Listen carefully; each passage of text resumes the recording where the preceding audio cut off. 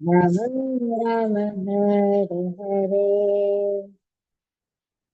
जय राधा गोविंद, राधा गोविंद राधे, जय राधा गोविंद, राधा गोविंद राधे, जय गौरनिताय गौरनिताय गौरनिताय, जय गौरनिताय, जय बलराम जय कृष्ण बलराम, कृष्ण बलराम जय कृष्ण बलराम, जय जय प्रभुपाद प्रभुपाद प्रभुपाद, जय जय प्रभुपाद, जय जय गुरुदेव गुरुदेव गुरुदेव, जय जय गुरुदेव, नित्य गौर हरि बोल हरि बोल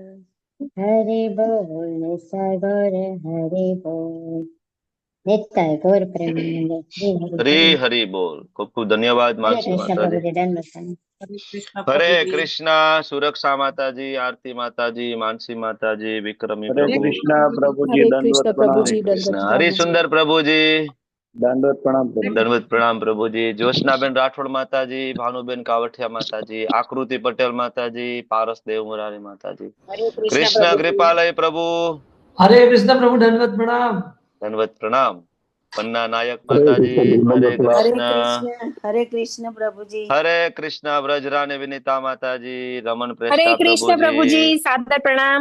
दंडवत प्रणाम। दक्षा माता जी, छाया नायक माता जी, हरे कृष्ण हरे प्रभु अंकिता जी। कृष्ण माता प्रभु जी। जी, प्रभु जी। विशाल गावित प्रभु, अल्पेश कलोत्रा प्रभु, परेश शाह हरे प्रभु। कृष्ण प्रभु। हरे हरे कृष्ण प्रभु जी, कृष्णा। दंडवत दंडवत प्रणाम। प्रणाम। हरे नैना कृष्ण ठक्कर प्रभु जी, माता जी, दंडवत प्रणाम। हरे कृष्ण शैलेश प्रभु भट्ट जी। प्रभु, विक्रम पंड्या प्रभु, हरे हिरल कृष्ण पटेल प्रभु जी। माता जी, हिनाबेन त्रिवेदी माता जी, वंदना विस्फुटे माता जी, दीपिका सेनवा माता जी, तेजल माता जी, नाना कृष्ण कृपालय प्रभु।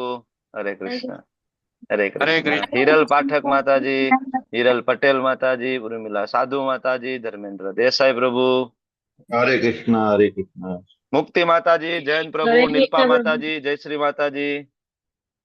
वेलकम। કોઈનું નામ રહી ગયું हरे હોય તો कृष्ण प्रभु जी, कृष्ण क्षમस्વ। दंडवत प्रभु जी। प्रणाम। हरे कृष्ण। हरे कृष्ण। अराधिका सीता माता जी, शशि माता हरे जी, कृष्ण हेमलता प्रभु माता जी। जी। हरे हरे कृष्ण। कृष्ण प्रभु जी, दंडवत प्रणाम। ખૂબ ખૂબ સ્વાગત છે આપ સૌનું ઇસ્કોન મેંગલુરુ શ્રી શ્રી રાધા ગોવિંદ મંદિર કુલાઈ તરફથી શ્રીમદ ભગવદ ગીતા લેવલ 2 અધ્યાય ત્રીજાનો વિભાગ પહેલાની ચર્ચાઓમાં આપ સૌનું ખૂબ ખૂબ હાર્દિક સ્વાગત છે। રીટાબા જાડેજા માતાજી, વેલકમ। हरे શરૂઆત कृष्ण કરશું। प्रभु जी। हरे हरे कृष्ण कृष्ण बीना प्रभु जी, माताजी, दंडवत हरे प्रणाम। कृष्ण। हरे हरे हरे कृष्ण। कृष्ण प्रभु जी, दंडवत प्रणाम। ધન્યવાદ પ્રણામ રાજેન્દ્ર પ્રભુ। હરે કૃષ્ણ।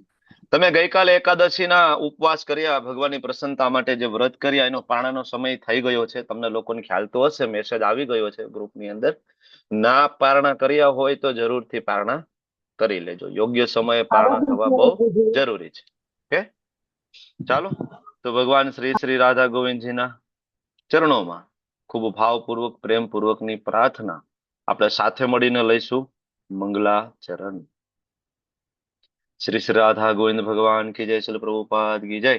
ओम अज्ञान तिमिरान्धस्य ज्ञानांजन शलाकया चक्षुरुन्मिलितं येन तस्मै श्री गुरुवे नमः। श्री चैतन्य मनोभीष्टं स्थापितं येन भूतले स्वयं रूप कदा मह्यं ददाति स्वपदान्तिकम्। वन्देऽहं श्रीगुरो श्रीयुतापदकमलं श्रीगुरुन् वैष्णवांश्च श्रीरूपं साग्रजातं सहगण रघुनाथान्वितं तं सजीवं साद्वैतं सावधूतं परिजनसहितं कृष्णा चैतन्यदेवं श्रीराधा कृष्ण पादान् सहगण ललिता श्री विशाखान्वितांश्च। हे कृष्णा करुणा सिंधु दीनबंधु जगतपते गोपेश गोपिका कांत राधा कांत नमस्तुते। तप्त कांचन गौरांगी श्री राधे वृंदावनेश्वरी वृषभानुसुते देवी प्रणमामि हरिप्रिये। वाञ्छाकल्पतरुभ्यश्च कृपा सिन्धुभ्य एव च પતિતાનાં પાવનેભ્યો વૈષ્ણવેભ્યો નમો નમઃ. નમો વિષ્ણુપાદાય કૃષ્ણ પૃષ્ઠાય ભૂતલે શ્રીમતે ભક્તિ વેદાંત સ્વામી નિતિ નામિને. નમસ્તે સારસ્વતે દેવે ગૌરવાણી પ્રચારિણે નિર્વિશેષા શૂન્યવાદી પાશ્ચાત્ય દેશ તારિણે. જયો શ્રી કૃષ્ણ ચૈતન્ય પ્રભુ નિત્યાનંદ શ્રી અદ્વૈત ગદાધર શ્રીવાસાદિ ગૌર ભક્તવૃંદ. હરે કૃષ્ણ કૃષ્ણ કૃષ્ણ કૃષ્ણ હરે હરે, હરે રામ રામ રામ હરે હરે. હરે કૃષ્ણ. હરે કૃષ્ણ પ્રભુજી. વિશાલ તેરૈયા પ્રભુ, હરે નરેન્દ્ર કૃષ્ણ પ્રભુ, પ્રભુ, દંડવત મીનાક્ષી પ્રણામ. માતાજી, દંડવત પ્રણામ. ધન્વત પ્રણામ, હરે કૃષ્ણ પ્રભુજી. જ્યોતિ હરે માતાજી, કૃષ્ણ કાશ્મીરા માતાજી, હરે કૃષ્ણ પ્રભુ. હરે કૃષ્ણ, કૃપાલી લાડવા માતાજી, હરે હરે કૃષ્ણ, કૃષ્ણ પ્રભુજી. હરે ગાયત્રી કૃષ્ણ માતાજી, પ્રભુજી. ચંદ્રિકા માતાજી, હરે કૃષ્ણ, હરે કૃષ્ણ પ્રભુજી. લલિત કુમાર વેદ પ્રભુજી, હરે કૃષ્ણ. પ્રભુજી. હરે કૃષ્ણ પ્રભુ. શું નામ છે તમારું? મિત. મિત પ્રભુ. યસ, હરે કૃષ્ણ હા. પ્રભુ, હરે કૃષ્ણ. હરે Krishna. Welcome welcome welcome. Okay, ખૂબ ખૂબ સ્વાગત છે આપ સૌનું. શરૂઆત કરશું આપણે આજનું અધ્યાય, ત્રીજા અધ્યાય તરફ આપણે આગળ વધીએ. પેલા બે અધ્યાય વિશે થોડું તમે બોલો. 5 મિનિટનો સમય છે. પેલા અધ્યાયને શોર્ટમાં સમજાવી શકો? શું શું વર્ણન આવે પેલા અધ્યાયમાં? હરે કૃષ્ણ. Rays your hand. તમારો હાથ ઊંચો કરો, હાથ ઊંચો કરો. જેને જવાબ આવડતો હોય હાથ ઊંચો કરો. બરાબર, આપણે ફાસ્ટેસ્ટ ફિંગર્સ ફર્સ્ટ. મુક્તિ માતાજીનો પેલો હાથ ઊંચો થયો એટલે પેલો ચાન્સ મુક્તિ માતાજી. બોલો. બીજા બધા માઇક બંધ કરી દેજો. વિનંતી છે તમને બધાને. હરે કૃષ્ણ પ્રભુજી. કુરુક્ષેત્રની યુદ્ધભૂમિ પર સૈન્ય નિરીક્ષણ. શંખનાદ છે. અર્જુનના 5 સવાલો.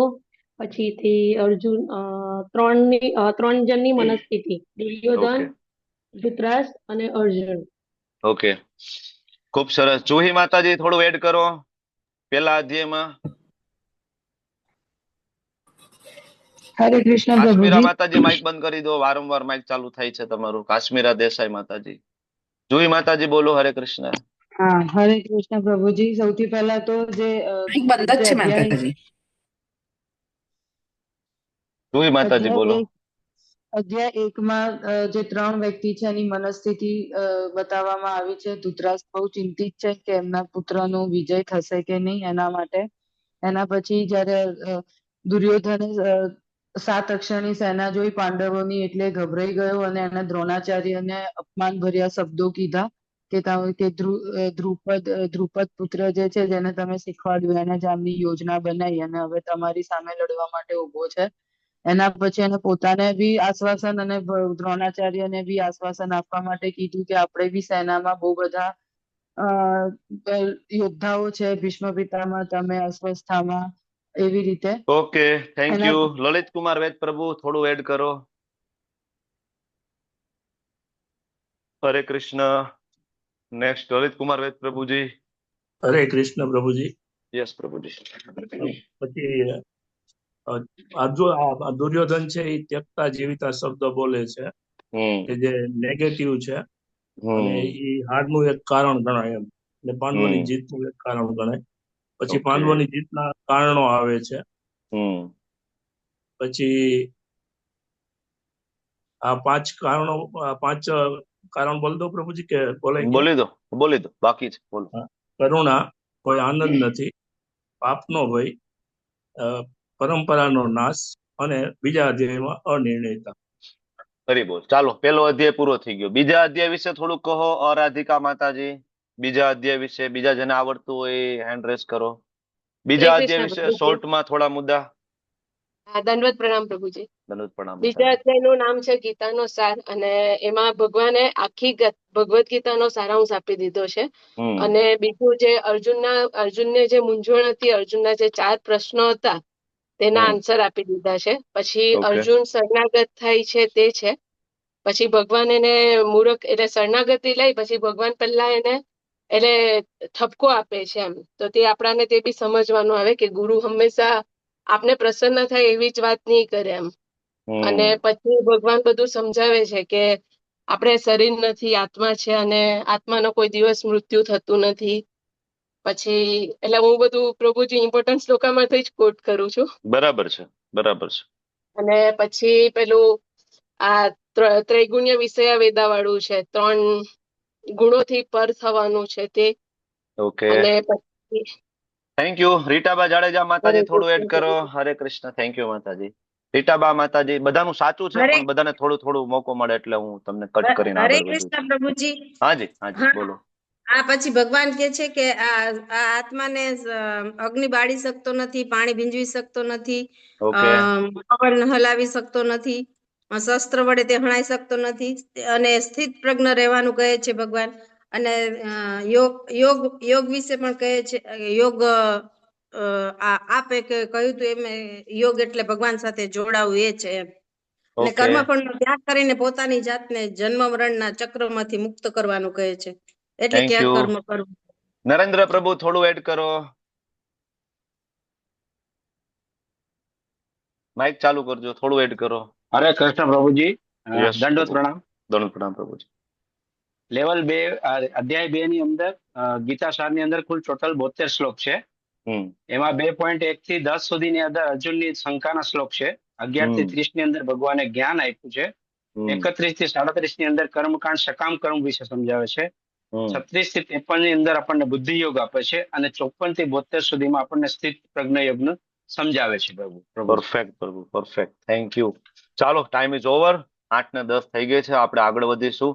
સરસ, તમે લોકોએ ચર્ચામાં ભાગ લીધો. પહેલો અધ્યાય એક કોલ મારે રિસીવ કરવો પડે એમ છે. જસ્ટ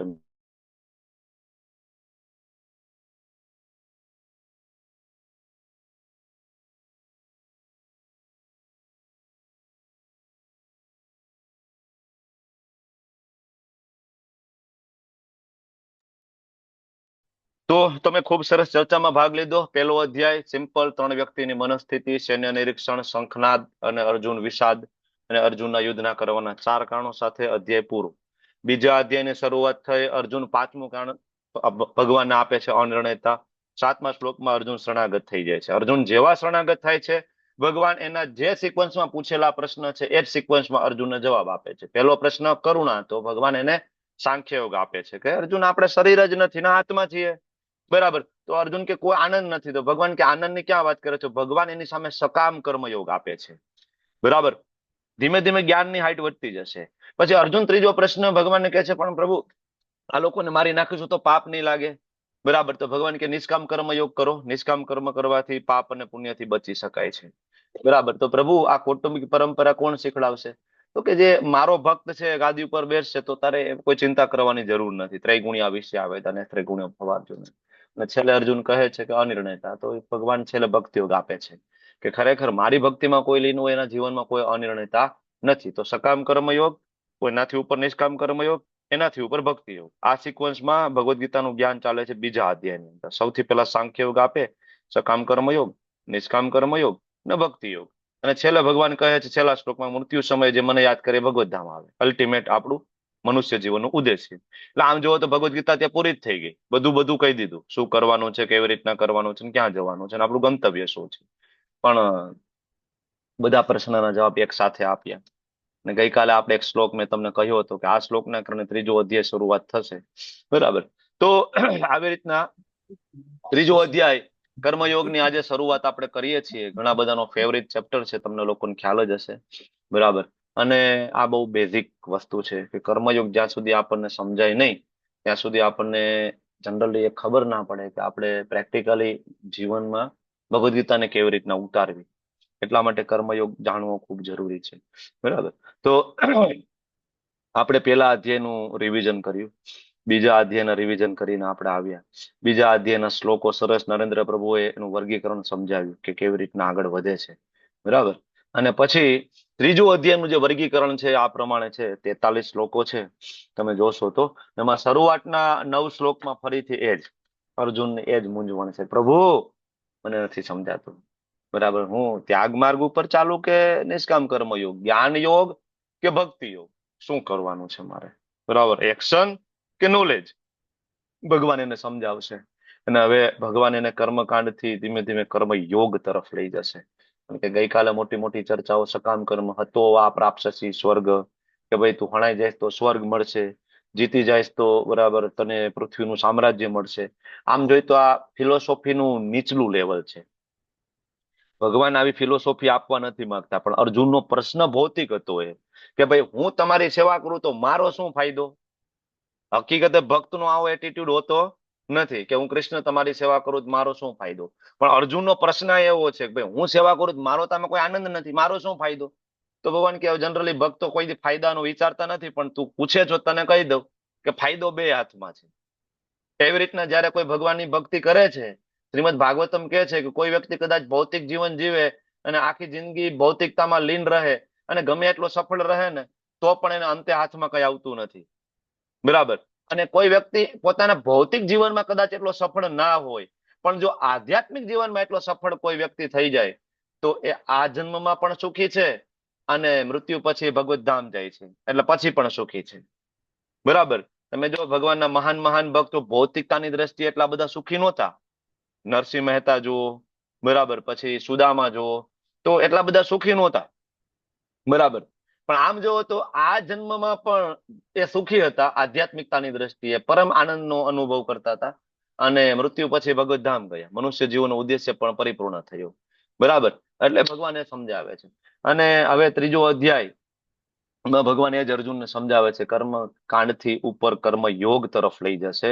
કર્મ યોગ તરફથી ભગવાન એને નિષ્કામ કર્મ યોગ તરફ લઈ અને અલ્ટિમેટલી ભગવાન પોતાના માટે કઈ રીતના કર્મ કરવું એટલે અકર્મ એના તરફ થોડું ભગવાન એને વાળશે. અને પછી અર્જુનને એક પ્રશ્ન ઉપસ્થિત થશે તો અર્જુન છેલ્લે 36મા શ્લોકમાં પ્રશ્ન પૂછશે અને ભગવાન એનો આન્સર આપશે. આવી રીતના 3જા અધ્યાયનું જે પ્રવાહ એ ચાલવાનો છે. બરાબર. શરૂઆતનો જે પહેલો વિભાગ 1 થી 9 શ્લોક વાળો જે છે એમાં અર્જુનની કન્ફ્યુઝન અને એનું સમાધાન ભગવાન કરે છે. એના તરફ આપણે આગળ વધીએ.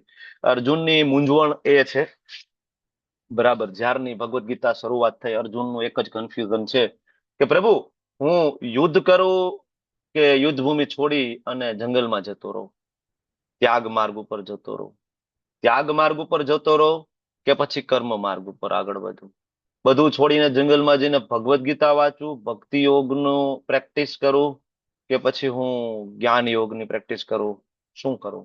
આઈ એમ કન્ફ્યુઝ, મને સમજાતું નથી. બરાબર.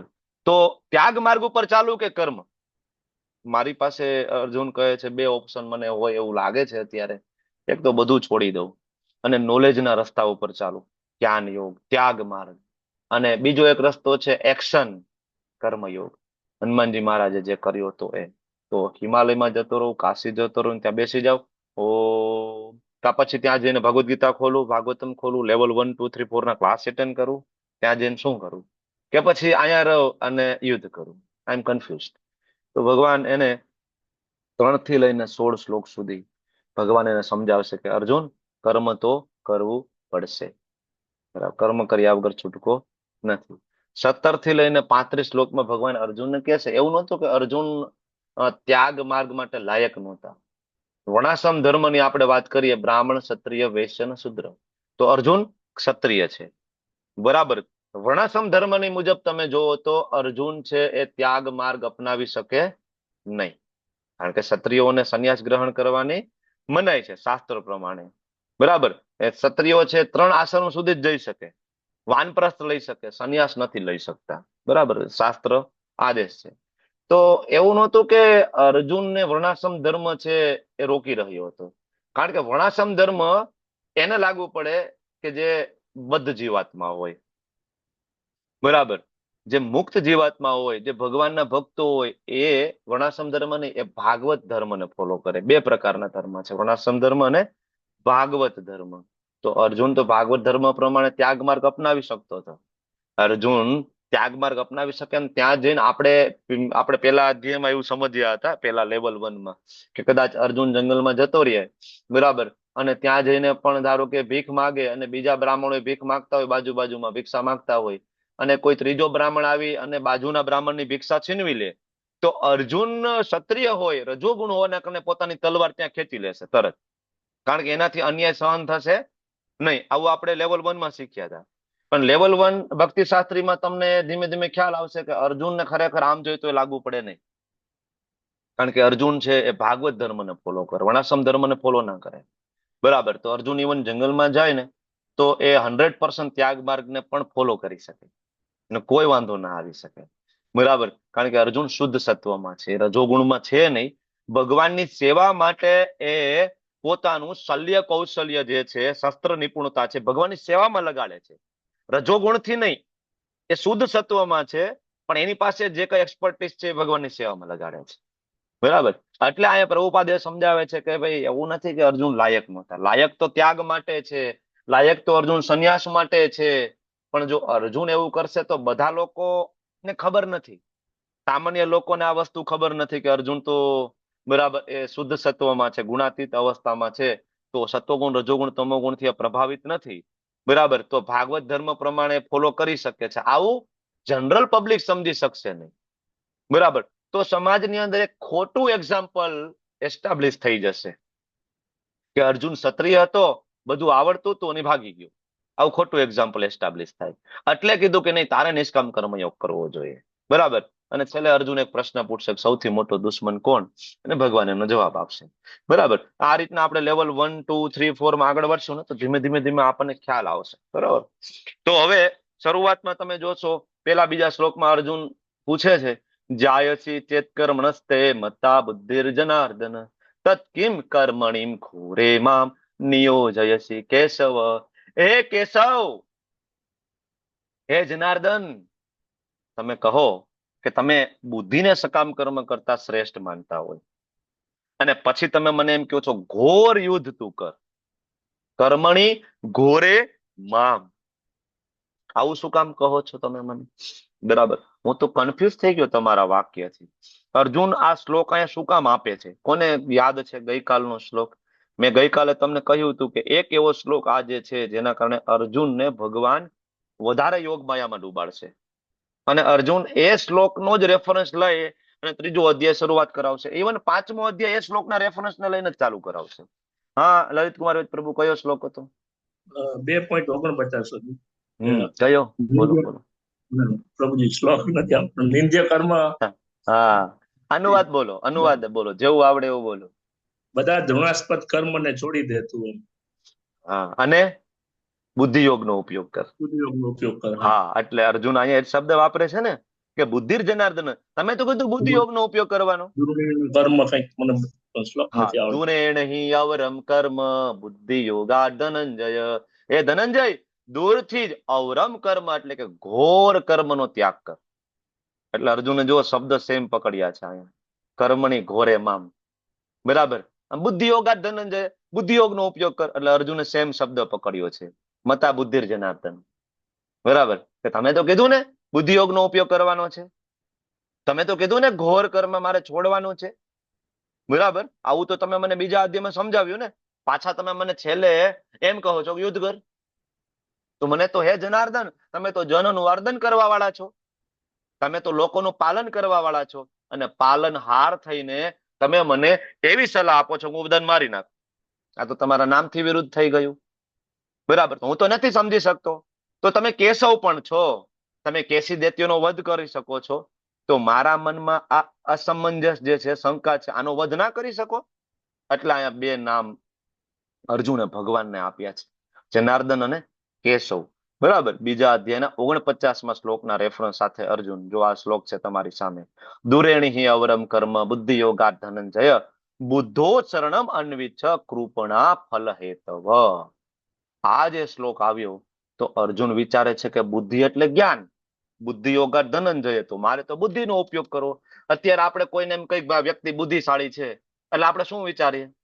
બુદ્ધિશાળી હશે એટલે જાજુ ભણેલો હશે, જાજુ ચોપડીનું જ્ઞાન હશે, જાજુ એને યાદ રહેતું હોય છે, MA BEd બધા PhD કર્યું હોય છે, ડોક્ટર હશે, કલેક્ટર હશે, એન્જિનિયર હશે, CA હશે, બાકી તમને જેટલી ડિગ્રી આવડે એટલી. બરાબર. પણ આપણે એવું માનીએ ને કોઈ વ્યક્તિ, ભાઈ એનો છોકરો ભાઈ બહુ બુદ્ધિશાળી છે, ભાઈ બહુ જ્ઞાની છે. આપણે આ આકલન કેવી રીતના કરીએ? તો કે ભાઈ જાજી ડિગ્રી છે એટલે ચોપડી જાજી વાંચી છે. અર્જુનને એવું થયું કે બુદ્ધિ યોગા ધનંજયે કીધું એટલે મારે ચોપડી જાજી વાંચવાની છે. બુદ્ધિ યોગા ધનંજય, બુદ્ધિ એટલે જ્ઞાન. તો હવે મારે ચોપડી જાજી વાંચવાની હોય તો પછી મારે યુદ્ધ કરવાની શું જરૂર? મને ટાઈમે ના મળે ને, આખો દી યુદ્ધ કરું તો ભગવદ્ ગીતા ભાગવતમ ક્યારે વાંચું? ક્લાસ ક્યારે એટેન્ડ કરું? હા, સવારે તમે ક્લાસનો ટાઈમ રાખો લેવલ 1 નો 8 થી 10 નો, બરાબર, તો આ તો બરાબર ઘમાસાણ યુદ્ધનો સમય છે. અર્જુન કે તો હું કઈ રીતના લેવલ 1 નો ક્લાસ એટેન્ડ કરું, લેવલ 2 ના ક્લાસ એટેન્ડ કરું? આ તો શક્ય નહીં બને, અર્જુન કહે છે. That is impossible. તો કહે છે કે જ્ઞાનમાં આગળ વધવું એટલે કે બુદ્ધિ. અર્જુન આવું માને છે, બુદ્ધિ યોગનો ઉપયોગ કરીશ. અને ઘૃણાસ્પદ કર્મ એટલે અર્જુન એમ કે આ બધાને કાપી નાખવા તો ઘૃણાસ્પદ કર્મ કહેવાય ને, તો યુદ્ધ શું કામ કરવું જોઈએ? છતાં તમે એમ કહો છો કે યુદ્ધ કર. અર્જુન કન્ફ્યુઝ થઈ ગયા. ભગવાનના ઉપદેશોને અર્જુન દ્વિઅર્થી માની રહ્યા છે, કે ભગવાન બે બાજુ બોલે છે. અર્જુનને કન્ફ્યુઝન. હવે શ્રીલ પ્રભુપાદજી સરસ સમજાવે છે કે કન્ફ્યુઝન વ્યક્તિને ક્યારે આવે, ડાઉટ ક્યારે આવે, બરાબર, ક્યારે વ્યક્તિ પ્રશ્ન પૂછે, બરાબર, વધુમાં વધુ જ્યારે કોઈ વ્યક્તિ ધ્યાનપૂર્વક ક્લાસને એટેન્ડ કરે ને તો પ્રશ્ન થાય. જુહી માતાજી બોલો, શું કેવું છે? હા, એટલે પ્રભુજી જ્યારે આપણે શાંતિથી એટલે તમે સાંભળીએ, ક્લાસને સાંભળીએ અને એમાં જ એ જ વાતને અને એ જ વસ્તુને આપણને વધારે જાણવાની ઈચ્છા થાય કે કેવી રીતે અને ઊંડાણપૂર્વક કે છેક મૂળ સુધી જવાની ઈચ્છા થાય, ત્યારે આપણે ક્વેશ્ચન પર ક્વેશ્ચન પૂછીએ તો પ્રશ્ન થાય, બરાબર ને? એટેન્ટિવલી ક્લાસ જ્યારે કોઈ એટેન્ડ કરે છે ધ્યાનપૂર્વક, બરાબર, બધાય સાથે કામ પડતા મૂકીને, જ્યારે ભગવદ્ ગીતા હોય, બાજુમાં એક કોરો ચોપડો હોય, પેન્સિલ હોય, બોલપેન હોય, જરૂર પડે શબ્દ બાજુમાં ટેકવતા હોય, બરાબર, આટલું જ્યારે કોઈ વ્યવસ્થિત વર્ક કરતું હોય ત્યારે એને પ્રશ્ન ઉપસ્થિત થાય. એટલે પ્રભુપાદજી કહે છે કે પ્રશ્ન પૂછવા જોઈએ. પ્રશ્ન પૂછવા એ બુદ્ધિમત્તાનું લક્ષણ છે. જેમ વધારે પ્રશ્ન પૂછશો, જિજ્ઞાસાવશ પ્રશ્ન પૂછવાના, પ્રશ્ન પૂછવાના, ચેલેન્જ વશ નહીં. આ હંમેશા યાદ રાખવાનું. ભગવદ્ ગીતા આપણે શીખીએ ને, આપણો ભાવ હોવો જોઈએ કે ભાઈ ભગવદ્ ગીતામાં જે લખ્યું છે બધું સાચું છે, પણ મારી બુદ્ધિ ટૂંકી પડે થોડીક, મને નથી સમજાતું, એટલે મારી જિજ્ઞાસા છે, કૃપા કરીને તમે મને સમજાવો. આ ભાવ હોવો નહીં. મનમાં એવું ના હોવું જોઈએ કે ભાઈ મને બધું આવડે છે. ચેલેન્જ કરીને પ્રશ્ન પૂછશો તો તમે સમજી શકશો નહીં. ભગવદ્ ગીતા સમજવા માટેનો ભાવ, હમણાં જ આપણે ભક્તિ શાસ્ત્રી માનવ ઉપર ચર્ચા કરતા હતા, મને યાદ આવ્યું. ઓકે, તો ભગવાન અહીંયા કહે છે અર્જુનને, બરાબર, કે ભાઈ બુદ્ધિ યોગનો ઉપયોગ કર. બીજા અધ્યાયમાં તો અર્જુન કહે છે બુદ્ધિ યોગનો ઉપયોગ કરવો હોય તો પછી યુદ્ધ કેવી રીતના કરી શકો? એકચ્યુઅલી અર્જુન છે ને એ બુદ્ધિયોગ એટલે કે જ્ઞાન યોગ, બરાબર, અને ભગવાન માટે કર્મ કરવું એટલે કે એક્શન, બરાબર. તો અર્જુનને એવું લાગે છે કે આ નોલેજમાં આગળ વધવું કે એક્શનમાં આગળ વધવું, મારે કરવાનું શું છે? અર્જુનને કન્ફ્યુઝન છે, એને એમ કે આ બે રસ્તા જુદા જુદા છે. અર્જુનને ખબર નથી કે નોલેજ દ્વારા જે એક્શન કરવામાં આવે ને એને જ ભક્તિ યોગ કહેવાય. જ્યારે તમે ભગવાનને જાણો, ભગવાનને સમજો, ભગવાન વિશે વાંચો અને પછી તમે ભગવાન વિશે જે કઈ કર્મ કરો છો, બરાબર, તો તમારી નિષ્ઠા વધે, રુચિ વધે, આસક્તિ વધે, શ્રદ્ધા વધે, અને ત્યારે અલ્ટિમેટલી ભક્તિમાં કન્વર્ટ થાય. તો જ્ઞાન માર્ગ અને કર્મ માર્ગ એ જુદા જુદા રસ્તા નથી. અલ્ટિમેટલી બે રસ્તા એક છે. હમણાં ભગવાન કહે છે, અર્જુન કહે છે વ્યામિશ્રેણ વાક્યેન બુદ્ધિ મોહયસીવ મે તદેકમ વદ નિશ્ચિત્ય યેન શ્રેયુહમ આપનુયાન. પ્રભુ, તમારા ઉપદેશો દ્વિઅર્થી લાગે. ક્યારેક તમે મને એમ કહો કે કર્મયોગમાં આગળ વધ, યુદ્ધ કર. ક્યારેક તમે મને એમ કહો બુદ્ધિ યોગા ધનંજય, બુદ્ધિ યોગનો ઉપયોગ કર, જ્ઞાન માર્ગ ઉપર ચાલ. તો મને તો સમજાતું નથી કે મારે શું કરવું જોઈએ. તો પ્રભુ એક કામ કરો ને, નિશ્ચિત્ય, મને એક નિશ્ચય પૂર્વક, કન્ફર્મ, શું? તદ એકમ, એક વસ્તુ કહો, વદ, કે જેના દ્વારા યેન શ્રેય, કે જેના દ્વારા અલ્ટિમેટ મારું શ્રેય થવાનું હોય એ કહો. શ્રેય અને પ્રેય આપણે લેવલ 1 માં ભણીએ છીએ કે શ્રેય કોને કહેવાય, પ્રેય કોને કહેવાય. અર્જુન શ્રેય માગે છે. પ્રભુ શ્રેય હોય ને એ કહી દો, હું કરવા તૈયાર છું, બરાબર. તો એકમ વદ, પ્રભુ તમે કહો તો હું હિમાલયમાં જતો રહું અને જ્ઞાન માર્ગ, ત્યાગ માર્ગ ઉપર ચાલુ. અને પ્રભુ તમે કહો તો તમે જે પ્રમાણે કહો છો એ પ્રમાણે કર્મયોગ, અકર્મ, ભક્તિ યોગમાં આગળ વધુ, જે રીતના હનુમાનજી મહારાજે કર્યું છે. મારે કરવાનું શું છે? આઈ એમ કન્ફ્યુઝડ, બરાબર. ત્યારે ભગવાન અર્જુનને 3 થી લઈને 9 શ્લોકમાં નિષ્કામ કર્મયોગ તરફ લઈ જાય છે. અર્જુન કે છે હું તો ક્ષત્રિય છું, બરાબર, તમે હમણાં કહ્યું કે યુદ્ધ કરવું પડે, તો મેં સ્વીકારી લીધું. પણ પછી તમે એમ કીધું કે બુદ્ધિ યોગા ધનંજય, એટલે કે તમે મને એવું લાગે છે કે તમે જ્ઞાન યોગની વાત કરતા હોય. અર્જુન કન્ફ્યુઝ હતા. ભગવાને બુદ્ધિયોગ શબ્દ વાપર્યો ને તો અર્જુન એમ થયું કે જ્ઞાન યોગની વાત કરે છે, મતલબ મારે જ્ઞાન માર્ગ ઉપર ચાલવાનો છે. બરાબર. કાં તો હું યોગ કરું, તપ કરું અને જ્ઞાન માર્ગ, બ્રહ્મનું જ્ઞાન પ્રાપ્ત કરું અને પરમાત્માના દર્શન કરું, આ માર્ગ, અથવા તો હું બુક્સ વાંચું. બરાબર. અર્જુન કન્ફ્યુઝ થઈ ગયા. શું કરું? બુક લઈને બેસી જાવ? શું કરવાનું છે મારે?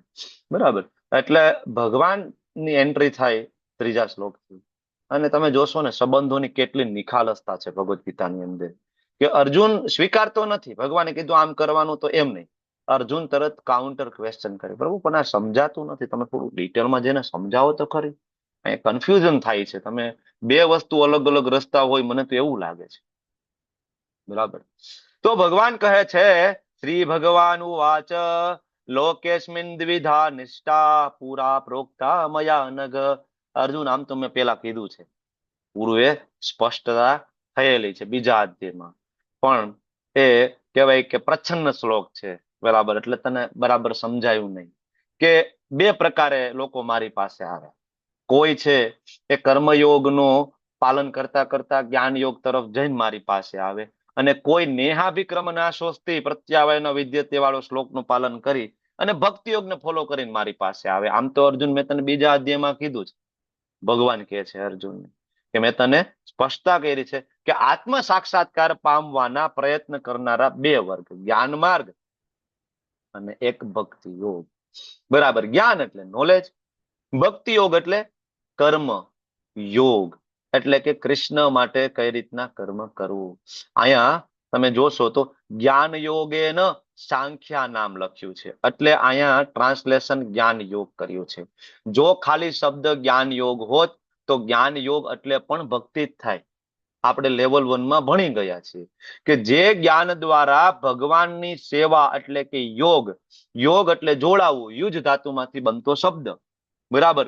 એટલે તમને એમ થશે કે અમુક જગ્યાએ જ્ઞાન યોગ હોય તો ત્યાં ટ્રાન્સલેશન જ્ઞાન યોગ કર્યું છે, અમુક જગ્યાએ જ્ઞાન યોગ હોય તો ટ્રાન્સલેશન ભક્તિ યોગ કર્યું છે. આવું કેમ?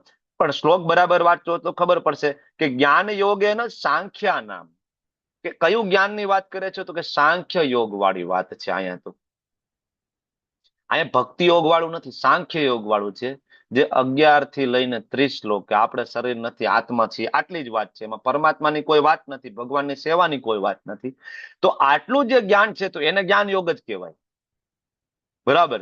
અને કર્મ યોગેના યોગી નામ, કે જે કર્મ દ્વારા ભગવાનની સેવામાં જોડાઈ જાય, યોગી નામ. યોગી નામ તો હવે આ યોગી નામ શબ્દ અહીંથી ઉપાડી અને ભગવાને 6.47માં બેઠે બેઠો આન્સર આપ્યો, યોગીનામ અપી સર્વેશામ.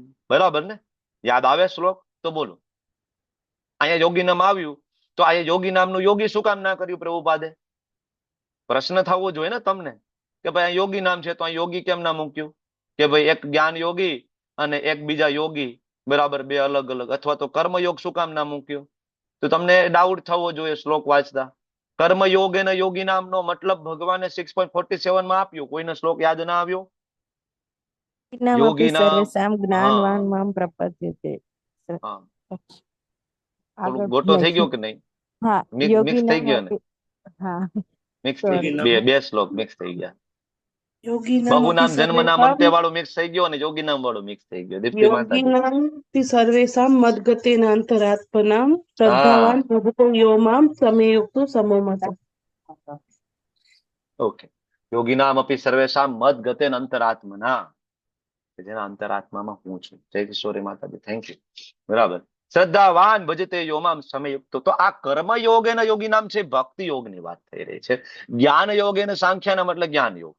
ભગવાન કે આમ જોઈ તો આ બે રસ્તા જુદા જુદા લાગે છે, આગળ કહેશે કે આ બે રસ્તા એક છે, નોલેજ અને એક્શન.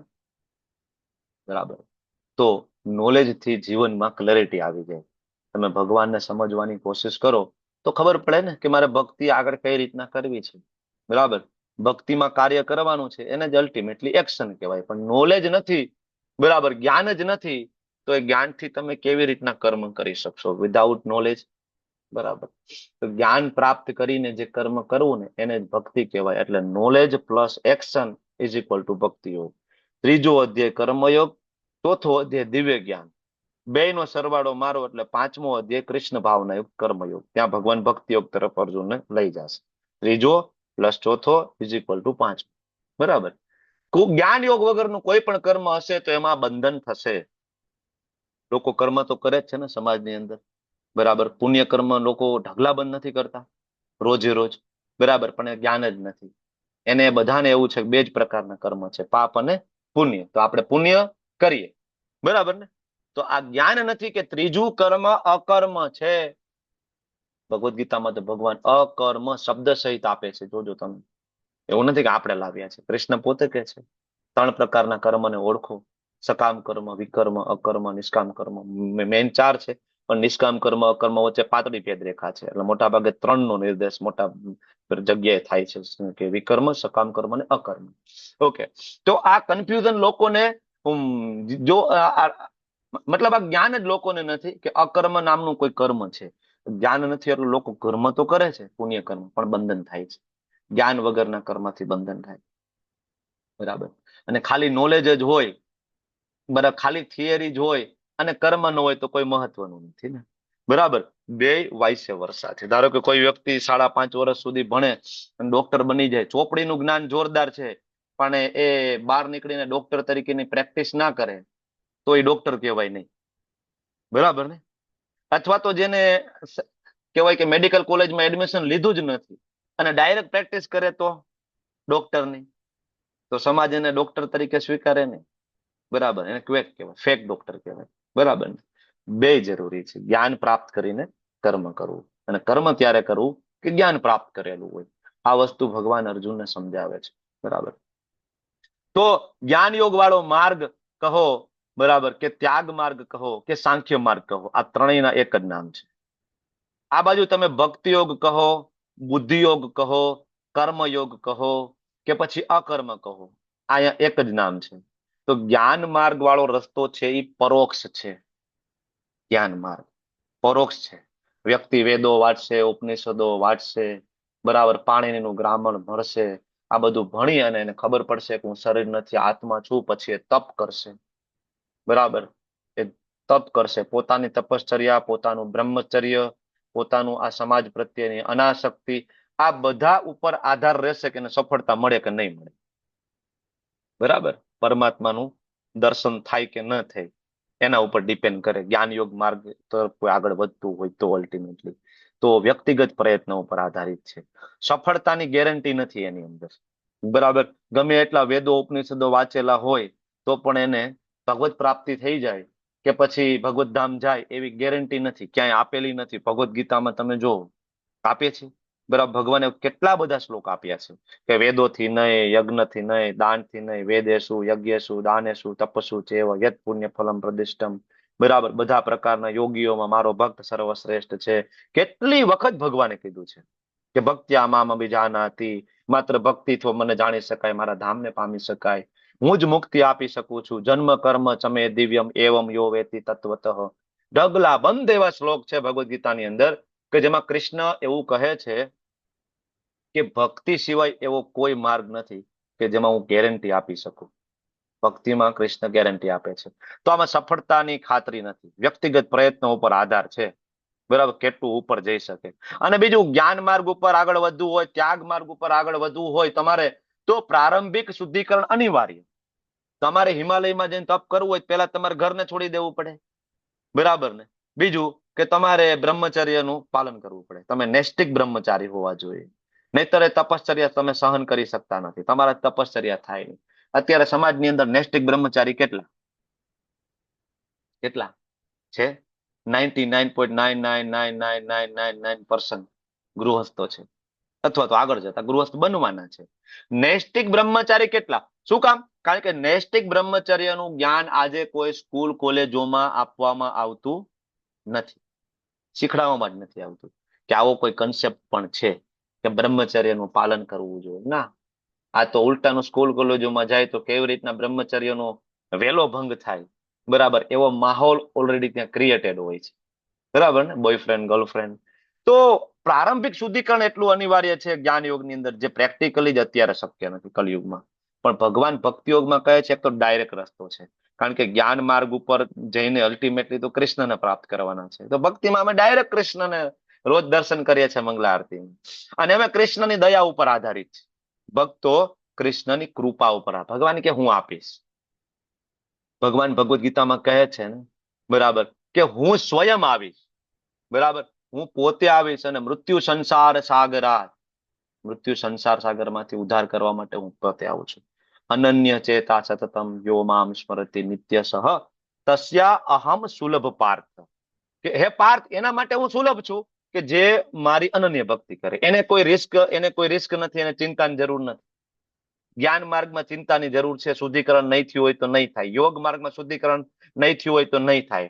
મૂલાધાર ચક્રથી ઉપર લેતા લેતા લેતા પ્રાણને અહીંયા લઈ આવે બ્રહ્મરંધ્રમાં, અને એ સમયે બીજા કોઈ વિચાર આવવા માંડશે તો ત્યાંથી પતન થઈ જશે, પડી જશે. તો આ બધા ચાન્સીસ બધામાં છે, બરાબર. પણ ભક્તિમાં ભગવાન કે હું સફળતાની ખાતરી આપું છું કે જે કોઈ મારી ભક્તિ કરશે તસ્યા અહમ સુલભ પાર્થ, એને હું 100% મળીશ. કૃષ્ણ ભાવનામૃત, કારણ કે એ પ્રક્રિયા શુદ્ધિકરણ છે. આપણે શુદ્ધિકરણ માટે અલગથી પ્રયત્ન કરવાની જરૂર નથી પડતી.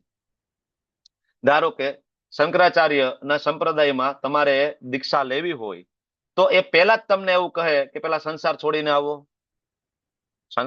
આવો, નૈષ્ટિક બ્રહ્મચારી હોવા જોઈએ, તમે સમાજ પ્રત્યે અનાસક્ત હોવા જોઈએ, પછી દીક્ષા આપશું તમને.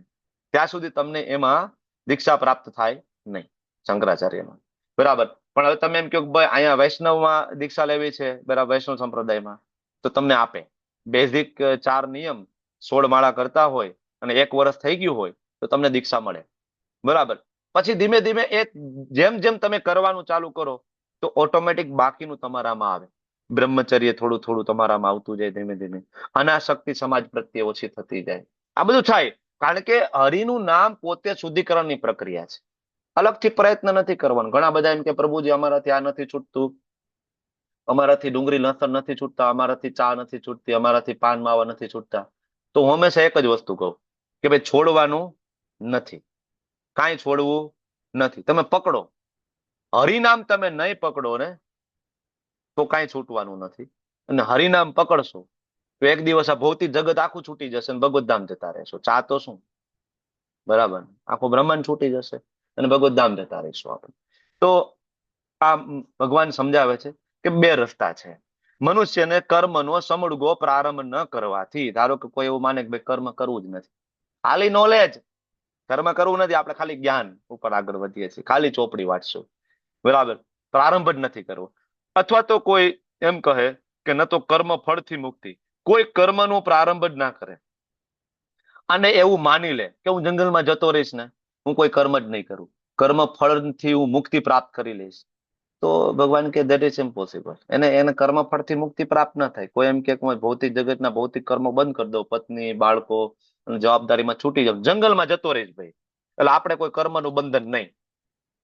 ભગવાન અર્જુનને કે છે, અર્જુન એવું કીધું હતું ને કે ભીખ માંગવા માટે હું જંગલમાં જતો રહીશ, એટલે ભગવાન અર્જુનને સમજાવે છે, અર્જુન તને એવું લાગે કે અત્યારે તારા ગુરુ ને તું મારી નાખીશ તો તને ગુરુ હત્યા લાગશે, એટલે કર્મના બંધનની તને બીક લાગે છે, બરાબર. તો તું એમ કહેશ કે હું જંગલમાં જતો રહું, તો તને શું લાગે, જંગલમાં જતો રહીશ તો કર્મના બંધનથી છૂટી જઈશ? ભગવાન કે ના, કર્મનો સમૂળગો કદાચ તું પ્રારંભ ના કર અને તને એમ લાગે જંગલમાં જતો રહો તો પણ કર્મ ફળથી મુક્તિ પ્રાપ્ત નહીં થાય. કર્મનું બંધન ત્યાં પણ તારો પીછો કરશે, ન તો કર્મ ત્યાગ પૂર્ણતા. અને આવી રીતના કર્મનો ત્યાગ કરી દઈશ તો કોઈ પૂર્ણતા પ્રાપ્ત નહીં થાય, બરાબર. ખાલી નોલેજ થી સિદ્ધિ નહીં મળે, ખાલી એક્શન, ખાલી કર્મથી પણ સિદ્ધિ નહીં મળે, બરાબર. એટલે ભગવાન એને કહે છે કર્મ તો કરવું પડશે. જંગલમાં જઈશ ને ન્યાય તારો પેટનો ખાડો પૂરવા તારે કંઈક ને કંઈક તો વ્યવસ્થા તારી તું કરીશ જ, કર્મ તો ત્યાંય તને છોડશે નહીં. ભરત રાજા વાળી કથા આપણે લઈએ છીએ, બરાબર. હવે ભરત રાજા એનું રાજપાટ ને વૈભવ બધું છોડીને જંગલમાં જતા રહ્યા, કર્મ બંધનને છોડી દીધા એમને. શું થયું ભરત રાજા સાથે? હરણમાં આસક્તિ થઈ અને શું થયું? નેક્સ્ટ બર્થ હરણ બન્યું. તો કર્મનું બંધન છૂટી ગયું? ના. એટલે ભગવાન કહે છે કે કર્મનો પ્રારંભે નહીં કર, બરાબર. તો તને એમ લાગે કર્મ ફળથી તું મુક્ત થઈ જાય, જંગલમાં જતો રહે તું બચી જાય, તો એ શક્ય નથી. ધેટ ઇઝ ઇમ્પોસિબલ, બરાબર. એટલા માટે ભગવાન સમજાવે છે કે પ્રત્યેક વ્યક્તિને નહીં કશ્ચિત ક્ષણમ અપી, એક ક્ષણ માટે પણ કોઈ કર્મ કર્યા વગર રહી શકતો નથી. કર્મ તો કરવું જ પડે. પ્રકૃતિ દ્વારા મેળવેલા ગુણ, કારણ કે હાથથી જ કર્મ કરી એને ખાલી કર્મ ન કહેવાય. મનથી જે વિચારો છો એ પણ કર્મનો એક ભાગ છે. બરાબર, તમે કોઈ વિશે નિંદા કરો છો, ટીકા કરો છો, ઈર્ષા કરો છો, એ પણ એક કર્મનો ભાગ છે. એવું નથી કે હું હાથ હલાવું એ જ ખાલી કર્મની અંદર કાઉન્ટ થઈ રહ્યું છે. તો એને કેવી રીતના બંધ કરીશું? કોઈ વ્યક્તિ, ઇવન તમે જે શ્વાસ લો છો તો એ પણ કર્મની અંદર આવે છે. એ પણ એક પ્રકારનું કર્મ છે. એ શ્વાસ લેવામાં પણ ઘણા બધા બેક્ટેરિયા તમારા શ્વાસની અંદર જશે અને મૃત્યુ પામશે. અચ્છા, એનું બંધન નહીં લાગે? લાગશે ને? બરાબર, કારણ કે આપણે લેવલ 1 માં એ ભણી ગયા કે કર્મનો સિદ્ધાંત છે એ અગ્નિ સમાન છે. કેવો છે? અગ્નિ સમાન. બરાબર, નાનું બાળક અગ્નિમાં હાથ નાખે તો અગ્નિ એવું કહેશે કે ના ના બિચારો નાનો છોકરો છે, આને નો દજાડાય. અગ્નિ એવું કે નહીં, દાજી જાય, બળી જાય, ભસ્મ થઈ જાય, અગ્નિ દજાડે. એમ કર્મ ભગવાન અહીંયા સમજાવે છે કે ભૌતિક પ્રકૃતિ દ્વારા મેળવેલા ગુણો, સત્વગુણ, રજોગુણ અને તમોગુણ મેળવીને વ્યક્તિ જ્યારે જન્મ પ્રાપ્ત કરે છે ત્યારે એને કર્મ તો કરવું જ પડે છે. કોઈ મોઢા ઉપર પટ્ટી બાંધી દે, માથાના વાળ બધા ખેંચી નાખે, પગમાં ચપ્પલ ના પહેરે અને રોડ ઉપર ખુલ્લા પગે ચાલે તો કર્મથી એનાથી કે બંધનમાંથી છૂટી જાય? ભગવાન એ વસ્તુ સમજાવે છે. સમજો છો તમે? આખો સંસાર છૂટી જાય, વાળ ખેંચી લો તમે, બરાબર, પગમાં ચપ્પલ પણ ના પહેરો, મોઢે પટ્ટી બાંધી દો, તમને એમ થાય કે અંદર બેક્ટેરિયા ના જાય, વાયરસ ના જાય, તમે વીજળીનો ઉપયોગ ના કરો, તમે ચટાઈનો ઉપયોગ ના કરો, તમે પથારી પાથરી નીચે સુતાર્યો, તો કર્મ બંધનથી છૂટી જવાશે? તોય નહીં છૂટી જવાય. કારણ કે તમે જ્યાં ચાલો છો ને ત્યાં પણ સૂક્ષ્મ કેટલા બધા બેક્ટેરિયા, જીવનું મૃત્યુ થાય. તમે જે ગાડી લઈને રોડ ઉપર એક જગ્યાએથી બીજી જગ્યાએ વિહાર કરવા જાઓ છો, એ ટાયરની નીચે કેટલા જંતુઓ મરી જાય છે તમને ખબર નથી. બરાબર, કર્મનું બંધન તમને છોડે નહીં. એટલે ભગવાન બહુ જ ક્લિયરલી કહે છે, દેવી યશામ ગુણમયી મમ માયા દુરેતયા. કોઈને એવું લાગે કે ના હું માયામાંથી બચી જઈશ, બરાબર ને, હું સંસાર છોડી દઈશ, માયામાંથી બચી જઈશ, હું ત્યાગ માર્ગ ઉપર જઈશ, માયામાંથી બચી જઈશ, હિમાલયમાં જતો રહું, માયામાંથી બચી જઈશ, બરાબર, અને હું એવી દીક્ષા લઈ લઈશ કે આખો સંસાર છોડી દઉં, રૂપિયા પૈસા ધનનો ત્યાગ કરીને બધા વાળ ખેંચી લઈશ, મોઢે પટ્ટી બાંધી દઈશ, સફેદ કપડાં પહેરી લઈશ અને કર્મના બંધનમાંથી છૂટી જઈશ. તો ભગવાન કહે છે દેવી યશામ ગુણમયી મમ માયા દુરેતયા. તો રસ્તો શું છે? આ બધું કરવાથી કર્મનું બંધન તો તોય લાગે, તો રસ્તો શું? તો એ જ શ્લોકમાં ભગવાન કહે છે મામેવ યે પ્રપદ્યતે. મામ એવ, કે મને જ્યારે કોઈ પ્રપદ્યંતે શરણાગત થાય છે, માયા મેં તમ તરંતી છે, માયા ત્યારે એને છોડે છે. કેટલું સરળ છે ને? કૃષ્ણ ભાવનામૃત સિવાય તમને માયા ક્યારેય છોડી શકે નહીં. તમે ગમે તે માર્ગ ઉપર ચાલીને જુઓ, ધેટ ઇઝ ઇમ્પોસિબલ. બરાબર, એટલે ભગવાન કહે છે કર્મ તો કરવું જ પડશે. કોઈ પણ વ્યક્તિ એક ક્ષણ માટે પણ કર્મ કર્યા વગર રહી શકતો નથી.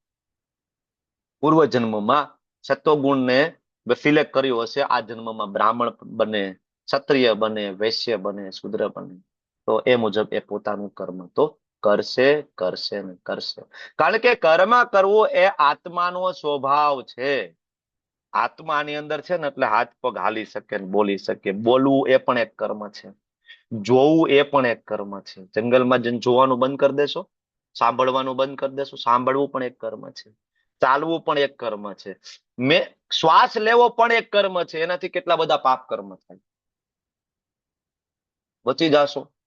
નદીમાં સ્નાન કરવું પણ એક કર્મ છે, નહીં કરો, હિમાલયમાં જશો તો, તપશ્ચર્યા કરશો તો બંધ કરી દેશો. એક જગ્યાએ પોલોઠી વાળીને બેસી જવું ને, એ પણ એક કર્મ છે. બરાબર, એના કારણે પણ કેટલા બધા જીવોની હત્યા થઈ શકે. તમે જ્યાં બેઠા છો ત્યાં તો બચી જશો કર્મથી? તો ભગવાન કે ઇમ્પોસિબલ છે, શક્ય નથી. જ્યાં સુધી કોઈ વ્યક્તિ કૃષ્ણના શરણાગત ના થાય. શ્લોકમાં આપ્યું છે ને, આપણે નથી કહેતા, ઇસ્કોન વાળા નથી કહેતા. એટલે મેં તમને પેલા શ્લોક સંભળાવ્યો, દેવી યશામ ગુણમયી મમ માયા દુરેતયા મામેવ યે પ્રપદ્યંતે માયા મેં તામ તરંતી તે. એટલે ભગવાન કહે છે કે અર્જુન, કર્મ તો તારે કરવું પડશે. તું જંગલમાં જા તો એ તારે કર્મ કરવું પડશે. તે જે પ્રકૃતિ, ભૌતિક પ્રકૃતિના 3 ગુણોમાં તું અત્યારે ક્ષત્રિય છો, રજોગુણનું તારામાં પ્રાધાન્ય છે. જંગલમાં તું જઈશ ને તો તો હાલત તો ઈ જ રહેશે. અહીંયા હું તને એમ કહું છું કે ભાઈ તું ભીષ્મ ને દ્રોણ ને બધા સાથે યુદ્ધ કરીને મારી નાખ મારી પ્રસન્નતા માટે. તું જંગલમાં જઈશ ને, તું ક્ષત્રિય છો, તારામાં રજોગુણ પ્રાધાન્ય છે, તો થશે એવું કે ત્યાંય બરાબર ક્યાંક અન્યાય તું જોઈશ ને તો તારી તલવાર ત્યાં તું ખેંચી લઈશ અને ત્યાંય તું મારામારી કરી નાખીશ ને કેટલાયને મારી નાખીશ, કારણ કે તારાથી અન્યાય સહન થશે નહીં. હવે ન્યા તું મારીશ ને તો તને કર્મનું બંધન લાગશે, કારણ કે તે તારા માટે કરેલું એ કર્મ છે. અને અહીંયા તું કરીશ ને તો અહીંયા કર્મનું બંધન નહીં લાગે, કારણ કે અહીંયા તું મારા માટે કરી રહ્યો છે. ઓલું એક્ઝામ્પલ યાદ આવે છે તમને? સિમ્પલ ઓલું ગાડી અને ડ્રાઈવર વાળું. આપણે વારંવાર એક્ઝામ્પલ લેતા હોય, સિમ્પલ એક્ઝામ્પલ છે, આપણે સમજી શકીએ કે જ્યારે એક ડ્રાઈવર ગાડી ચલાવતો હોય, માલિક પાછળ બેઠા હોય, તો ડ્રાઈવર બરાબર ને કે સિગ્નલ ઉપર ધારો કે પોલીસ વાળા રોકે તો ડ્રાઈવર બરાબર ત્યાં કહી દેશે ને પોલીસ વાળાને કે ભાઈ માલિક પાછળ બેઠા છે, પીયુસી ક્યાં છે, લાયસન્સ ક્યાં છે, આરસી છે કે નહીં, ઇન્સ્યોરન્સ છે કે નહીં, ભાઈ મને કઈ નથી ખબર, માલિક પાછળ બેઠા તમે મળી લો. બરાબર. અને કહેવાય કે જો માલિક પાછળ બેઠા હશે, વિન્ડો નીચે કરશે, પોલીસ સાથે વાત કરી લેશે, ડ્રાઈવરને કોઈ ચિંતા નથી, એને કોઈ કર્મ બંધન નથી. પણ એ ડ્રાઈવર જયારે માલિકની કાર રાત્રે ચોરી કરીને ભાગી જશે ને પછી એને 4 રસ્તા ઉપર રોકશે ત્યારે બધા કાગળિયા બતાવવા પડશે. બરાબર. ત્યારે પોલીસને એ પણ ખબર પડશે કે આ ચોરી કરીને નીકળ્યો છે ગાડી. બરાબર. અને ત્યારે લોકઅપમાં પણ જવું પડશે. આ જ માયા છે કે જયારે તમે ભગવાનથી દૂર ભાગો છો, તમારી જાતને એવું માનો છો કે હું જ ડ્રાઈવર છું અને મારી ગાડી હું જાતે હકાલી લઈશ, હું ભોગતા છું, હું એન્જોય કરીશ, ભગવાન ભોગતા નથી, હું એન્જોયર છું, એટલે તમને પોલીસ પકડશે. એ માયા છે અને લોકઅપમાં નાખશે. એ આ ભૌતિક પ્રકૃતિના 3 ગુણોથી બનેલું આ ભૌતિક જગત છે. બરાબર. તો ભગવાન એ જ વસ્તુ સમજાવે છે ને, એ જ વસ્તુ અહીંયા આપણને કહી રહ્યા છે કે તમે બચી નહીં શકો ભાઈ પ્રકૃતિના 3 ગુણોથી. અર્જુન સત્વગુણ, રજોગુણ, તમોગુણ. તું રજોગુણમાં છે, ત્યાં જઈને તું કામ તો આ જ કરવાનો છે, તું હેરાન થઈશ. અત્યારે હું પાછળ બેઠો છું રથી તરીકે, તું સમજ કે મારો સારથી છો, ગમે તેમ રથ ચલાવ, કોઈ ઉપાધિ નથી, મારી નાખ બધાને, કોઈ ઉપાધિ નથી, હું બેઠો છું, રિસ્પોન્સિબલ હું છું. પણ જંગલમાં જઈશ ત્યાં હું નહીં હોય, રિસ્પોન્સિબલ તું હોઈશ, ત્યારે કર્મનું બંધન થશે. સમજી શકો છો ને તમે લોકો કે કેવી રીતના કર્મના બંધનમાંથી આપણે છૂટી શકીએ છીએ? બરાબર. કારણ કે ભગવાનને કોઈ કર્મનું બંધન નથી, એ તો તમને લોકોને ખ્યાલ આવી ગયો હશે ને. હવે ભગવાને ભગવદ ગીતામાં કીધું છે, નમામ કર્મણિ લિંપંતિ નમે કર્મ ફલે સ્પૃહા, મને કોઈ કર્મનું બંધન નથી. બરાબર. ઇતિ મામ યોભિજાનાતિ કર્મ ભિન્ન સંબધ્યતે, કે આવી રીતના કોઈ કૃષ્ણને જાણી લે કે કૃષ્ણને કોઈ કર્મ બંધન નથી. બરાબર. તો એ વ્યક્તિ જે જાણે કૃષ્ણને એને કર્મ બંધન ના લાગે. ભગવદ ગીતામાં શ્લોક છે. બરાબર. છોકરો 1 મહિનો જ મોટો છે. ઓકે. તો ભગવાન ક્લિયરલી કહે છે કે ભૌતિક પ્રકૃતિના જે 3 ગુણો છે એમાં આવશો, કર્મ તો કરવું જ પડશે. એના કરતા ભગવાન કૃષ્ણ જે કહે છે એ પ્રમાણે કર્મ કરો, કૃષ્ણ ભાવનામૃતમાં કરો, ફસાશો નહીં. કારણ કે કર્મેન્દ્રિય ને કાબુમાં રાખીને મનમાં ઇન્દ્રિયોનો વિષય કરવો, આ તો ઢોંગી છે. અર્જુન તું એમ કે છો જંગલમાં જતો રહી, પણ તું તો છો તો ક્ષત્રિય, તું છો ક્ષત્રિય અને તારે કર્મ કોનું કરવું છે? તો કે બ્રાહ્મણનું. સંન્યાસ લેવાની જોગવાઈ બ્રાહ્મણોને છે. તારે એવું કરવું છે કે હું જંગલમાં જતો રહીશ, તો તું તો ક્ષત્રિય છો. બરાબર. અને તું એમ કે છો કે હું તો ત્યાગ માર્ગ ઉપર જઈશ, તો નહીં થાય. ત્યાં જઈને તારા અંદરની ચેતના તો સેમ રહેશે. કઈ? ક્ષત્રિય વાળી, રજોગુણ વાળી. પ્રોબ્લેમ તો આ તો અર્જુન ઢોંગ થઈ ગયો ને. બરાબર. અને ભગવાન કહે છે મિથ્યાચારી મને બિલકુલ ગમતા નથી. તો આવું ઢોંગી બનવાની જરૂર નથી. ભગવાન ના પાડે છે, ઢોંગી નહીં, મિથ્યાચારી નહીં. બરાબર. એટલે ભગવાન ક્લિયરલી કહે છે કે હૃદયની શુદ્ધતા વગર જયારે કોઈ સંન્યાસ લે ને, આ એને લાગુ પડે છે. ચેતનાનું શુદ્ધિકરણ ન હોય, હૃદયની શુદ્ધતા ના હોય, કોઈ વ્યક્તિ સંન્યાસ લઈ લે તો ભગવાન કહે છે મિથ્યાચાર ઉચ્યતે. ખાલી જ્ઞાનના કારણે કોઈ સંન્યાસ લઈ લે. બરાબર ને.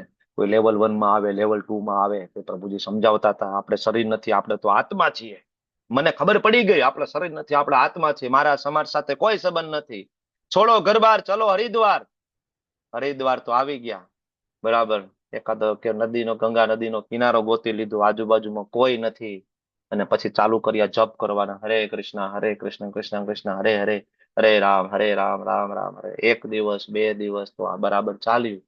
3જા દિવસે એમ થાય ખાલું કોઈ જમવાનું પૂછતું નથી, આજુબાજુ કોઈ આવતું નથી. તો માધુંદ્રપુરી ને ઠાકોરજી પૂછવા ગયા હતા સ્વયં કે બાબા, ઓ બાબા, હું તમારા માટે દૂધ લઈ આવ્યો છું. આપણી તો એટલી કઈ સૂઝતા નથી કે ગોપાલ સ્વયં આવશે કે ભાઈ હાલ 2 ટાઈમનું જમવાનું તારા માટે ટિફિન લાવ્યો છું, બરાબર. ત્રીજા દિવસે આપણી હાલત આપણને ખબર પડી જાય, ખાલું આ અહીં કોઈ જમવાનું પૂછતું નથી. ઘરે હતા સારું હતું, જ્ઞાન મેળવીને લેવલ 1 2 3 કરીને આવી તો ગયો હું, પણ હવે એમ થાય કાશ પાછો વયો જાવ તો, હતો ન્યા પાછો વયો જાવ, સતત વિચાર આવશે, બરાબર. ઘરવાળી હતી તો 2 ટાઈમનું પૂછતી હતી, જેવી હતી એવી, ભલે માથા ભાઈરી હતી પણ 2 ટાઈમનું જમાડતી તો ખરી, બરાબર. જેવા હતા ને શાંતિથી ભક્તિ થતી હતી, સવારમાં 16 માળા થઈ જાય, મંગલા આરતી થઈ જાય, બધું થઈ જતું હતું, કામ ધંધો થોડો થોડો બરાબર આપણું પેરેલલ હાલતું હતું. અહીંયા આવીને નથી ભક્તિ થતી, કારણ કે મન જ ત્યાં છે, જ્યાં ઘર છે ત્યાં મન છે, કારણ કે એ લેવલની શુદ્ધતા જ નથી ને, ચેતનાની શુદ્ધતા નથી, કૃષ્ણ પ્રત્યે પ્રેમ નથી, ખાલી જ્ઞાનના આધારે લીધેલો સંન્યાસ છે. એટલે આવું થાય. આ ટાઈપના બાવા સાધુ સમાજની અંદર 99% છે કે ચેતનાની શુદ્ધતા લીધા વગર જેને સંન્યાસ પ્રાપ્ત કર્યો હોય ને, પછી અખાડા બનાવે, બરાબર. અખાડા બનાવે, ભગવાન સાથે તો પ્રેમ છે નહીં, હરિનામમાં કોઈ રુચિ નથી, બરાબર. પછી કલાકારોને બોલાવે, પછી ડાયરા હાલતા હોય, બરાબર. પછી હાસ્ય કલાકાર આવે ને, પછી ડાન્સ હાલતા હોય અખાડામાં, આવું બધું હાલતું હોય. તમને બધાને ખબર છે, જુનાગઢ અમારી નજીક છે અને અમે તો જોયું છે, શિવરાત્રીના મેળામાં બધે અમે નાનપણથી જાય છીએ, તમને ખબર છે. આવું હાલતું હોય, કારણ કે કૃષ્ણ સાથે પ્રેમ તો થયો નહીં, તો એ કોઈ આનંદ તો પ્રાપ્ત ન થયો, તો આનંદની શોધ તો ચાલુ જ છે, જેમ અહીંયા ચાલુ છે એમ ત્યાં જઈને ચાલુ છે. એટલે ફોર્ચ્યુનર ગાડી જોશે, બરાબર, મોંઘા મોંઘા હોનાના ચેન જોશે ગળામાં પહેરવા માટે, મોટા મોટા જગદાવાળા. આનંદ તો શોધ ત્યાં ચાલુ જ રહેશે, તો કર્મના બંધનમાંથી નહીં છૂટી શકાય. એટલે ભગવાન કહે છે મિથ્યાચારી નહીં બનવું, બરાબર ને. એટલે જો ઘણા બધા લોકો ઘરવાળીથી કંટાળી જાય, ઘણા ઘરવાળાથી કંટાળી જાય, હાલો ભાઈ મંદિરમાં, પ્રભુજી ફૂલ ટાઈમ મંદિરમાં મને રાખી લ્યો. ઇસ્કોન વાળા ના પાડે, ના ના થોડોક શાંતિ રાખો, તમે એવું થોડાક દી આવો, ફેસ્ટિવલમાં આવો, મંદિરે રહ્યો, રોકાવ, અથવા તો એમ કે ભાઈ તમે ઘર પરિવાર સાથે આવો. કોઈ દી એકલાને પ્રોમોટ નથી કરતા ઇસ્કોન, સિવાય કે બ્રહ્મચારી હોય, નૈષ્ટિક બ્રહ્મચર્ય હોય, બરાબર, ભક્તિ ઘણા સમયથી કરતા હોય, બરાબર, તો કહે કે ના વાંધો નહીં, બાકી નહીં. ખબર પડી જાય કે ભાઈ આ તો ઘરવાળીથી કંટાળેલો છે, હમણાં 5 દી પછી આ ભાઈનું સમાધાન થઈ જાય, ફોન આવશે 5 દી પછી તમે જમ્યા કે નહીં, શું કરો છો, એટલે આ ભાઈ ન્યા પાછા ઓગળી જશે, બરાબર. પછી પાછા રાધા ગોવિંદ ભૂલાઈ જશે, હાલો પ્રભુજી હું જાઉં છું. આ મિથ્યાચારી છે ઉચ્ચે. તે ભગવાન કે ના ના ના, આ કરવાની જરૂર નથી અર્જુન, એના કરતા જ્યાં છો ત્યાં કરો, કારણ કે એમાં તો ઉલટાના ફસાઈ જાય. એટલે કેટલાય લોકો અહીંથી સંસાર છોડીને હરિદ્વાર જાય, ત્યાં નવા લગ્ન કરે. અહીં ઓલરેડી એક સંસાર હોય છોડી દીધો, ત્યાં પછી બીજી સુંદર કન્યા ગમે ત્યાં પણ લગ્ન કરી લે, આવું બધું થતું હોય. એટલે ભગવાન કે નહીં નહીં, આ કરવાની જરૂર નથી, પરંતુ નિષ્ઠાવાન મનુષ્ય તમે બનો. ભગવાન કહે છે કે નિષ્ઠા તો રાખો, કર્મેન્દ્રિયોને મન દ્વારા કંટ્રોલ કરો, સંસારની અંદર રહો, કંટ્રોલ કરો, 4 નિયમોનું પાલન કરો, ધીમે ધીમે, ભલે તાત્કાલિક ના થાય, ધીમે ધીમે ઇન્દ્રિયોને કંટ્રોલ કરો. વર્ષોથી અમુક વ્યસનો હોય, અમુક કુટેવો હોય, તાત્કાલિક ના છૂટે, પણ નિષ્ઠા તો બનાવો. કૃષ્ણને પ્રાર્થના કરો, ગુરુ મહારાજને પ્રાર્થના કરો, એક નિષ્ઠા કેળવો. તો ભગવાન કે નિષ્ઠા કેળવશો ને, એટલી જ પ્રયત્ન પણ કરશો ને, તો એક દિવસ અનાસક્ત થઈને કૃષ્ણ ભાવના મૃત થઈ જશે. અને આ સૌથી ચડિયાતો છે. સંસારમાં રહીને પણ કઈ રીતના ભક્તિ કરી શકાય અને ભગવત ધામ જઈ શકાય, ભગવાન એ સમજાવી રહ્યા છે અહીંયા, બરાબર. આ એક્ઝામ્પલ આપણે લેવલ 1 માં પણ લઈએ છીએ, બરાબર. રાજા પ્રતાપરુદ્ર જગન્નાથપુરીના ભગવાનના મહાન ભક્ત, વારંવાર ભગવાન શ્રી જગન્નાથજી એમને દર્શન આપ્યા છે, પોતે તો રાજા હતા ને. બીજું એક બેસ્ટ એક્ઝામ્પલ ભાગવતમાંથી આપવું હોય, બરાબર, કે ચક્રવર્તી સમ્રાટ હોય, પોતાનું રાજ્ય શાસન બધું ચલાવતા હોય, છતાં જેના માટે ભગવાન હાજરા હજુર હોય, અને ઇવન ભગવાનના પરમ પાર્ષદ એવા સુદર્શન મહારાજ પણ એની સેવામાં લાગી જાય, એવા રાજા કોણ? અંબરીશ મહારાજ, બરાબર ને. તો ગૃહસ્થ હતા ને, રાજા હતા, સંન્યાસી નહોતા, યોગી નહોતા, બરાબર.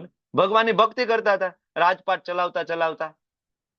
એ જ વસ્તુ ભગવાન અહીં સમજાવે છે કે નિષ્ઠા કેળવો, તમે કર્મેન્દ્રિયોને થોડો થોડો કંટ્રોલમાં લઈ લો, બરાબર. કંટ્રોલમાં લેશો, ધીમે ધીમે અનાસક્ત થશો અને કૃષ્ણ ભાવના અમૃતનો આરંભ તો કરી દો. આને કહેવાય સ્ટ્રગલર, જે આપણે બધા આવીએ છીએ, સ્ટ્રગલ કરીએ છીએ ને. ડુંગળી લસણ વાળું શરૂઆતમાં બહુ તકલીફ પડે ને બંધ કરવું, બરાબર. આમ રૂટીન વાંધો ન આવે, પણ જો લગ્ન પ્રસંગમાં જવાનું થયું ને, રિસેપ્શન હોય અને પછી સામે પનીર ટીકા મસાલા હોય, મિક્સ વેજ હોય, ડુંગળી લસણ નાખેલું, પાઉંભાજી હોય ડુંગળી લસણ નાખેલી, સુગંધ આવતી હોય, પછી એમ થાય કે હારું પ્રભુજી કહેતા હતા પણ હવે અહીં કોઈ છે તો નહીં આજુબાજુમાં, થોડુંક લેવામાં શું વાંધો, રોજ ક્યાં આપણે લઈએ છીએ, થોડુંક લેવામાં શું વાંધો, આવું થાય ને સ્ટ્રગલ કહેવાય, આને સ્ટ્રગલર કહેવાય. પણ ધીમે ધીમે ધીમે વારંવાર ક્લાસ સાંભળતા સાંભળતા સાંભળતા સાંભળતા હરિનામ કરતા કરતા કરતા એક દિવસ એ લેવલની નિષ્ઠા આવશે કે સામે કદાચ 200 પ્રકારનું મેનુ પડેલું હશે ને તોય તમને થશે કે ના ના કૃષ્ણ નથી જમ્યા, ડુંગળી લસણ તો છોડી દો, એ તો પછી સાઈડની વસ્તુ તમારા માટે થઈ જશે. ઇવન તમે એ પણ નહીં લો કે જે સત્વગુણમાં હશે, ડુંગળી નહીં હોય, લસણ નહીં હોય, એની અંદર બીજું કાંઈ નહીં હોય, પણ તમને એ વસ્તુનો ખ્યાલ આવે કે આ ઠાકોરજીને ભોગ નથી લાગ્યો, કૃષ્ણ જમ્યા જ નથી, હું કેવી રીતના જમી શકું? આ લેવલની એક નિષ્ઠા આવશે કે ઇવન સત્વગુણી ખોરાક પણ તમારી પાસે પડ્યો હશે સામે, પણ તમે એ ટચ નહીં કરો, ડુંગળી લસણ તો ભૂલી જાઓ. એ નિષ્ઠા આવશે એક દિવસ. ભગવાન એ કહે છે કે નિષ્ઠા તો બનાવો, અત્યારે તમે સ્ટ્રગલિંગ ફેઝની અંદર છો, બરાબર, સ્ટ્રગલ કરો, પણ એક સમય અનાસક્તિ આવી જશે. અને આની પહેલાનો જે કેસ જોયો ને, બરાબર, એને સ્ટ્રગલિંગ ના કહેવાય, એને પાખંડી કહેવાય. આ કેસ છે મિથ્યાચારી, આમાં એને કઈ વિચાર નહીં આવે, બરાબર. આમાં એ ડુંગળી લસણ વાળી ચટણી ખાઈ લેશે, પછી ભલે ને ભગવા ધારણ કર્યા હોય એ ખાઈ જ લેશે, એને કઈ લાગતું ઓળખતું જ નથી. એટલે ભગવાન કહેશે કે એના કરતા આ વધારે ઉત્તમ છે, આ વધારે બેટર છે, બરાબર. એટલે તો ભગવાને આપણને 4 વર્ણ અને 4 આશ્રમ આપ્યા, બરાબર. બ્રહ્મચાર્ય આશ્રમ, ગૃહસ્થ આશ્રમ, વાનપ્રસ્થ અને સંન્યાસ આશ્રમ. વર્ણાશ્રમ ધર્મનું કોઈ પ્રોપર રીતના પાલન કરતું જાય તો ધીમે ધીમે 100% શુદ્ધિકરણ થશે અને ભગવત ધામ એ વ્યક્તિ જશે, અને એ સૌથી ઉત્તમ છે, બરાબર. એટલે ભગવાન કહે છે કે તારું નિયત કર્તવ્ય કર્મ કર, પ્રિસ્ક્રાઇબ ડ્યુટી જે તને આપી છે ને એક કર્તવ્ય કર્મ કર. નિયતમ, ઘણા બધાને એમ થાય કે નિયત કર્તવ્ય કર્મ એટલે આપણે સવારથી સાંજ સુધી જે ટિફિનના ડબલા લઈને જાય છે એ નિયત કર્તવ્ય કર્મની વાત છે. તો આ નિયત કર્તવ્ય કર્મ એ નથી વિશાલ પ્રભુ કે આપણે સવારે નીકળી જાય અને દુકાનમાં આખો દિવસ બેસી જાય અને હું હોસ્પિટલમાં આખો દિવસ બેસી જાઉં, દર્દી જોઉં. આ નિયત કર્તવ્ય કર્મની ખરેખર અહીંયા વાત નથી.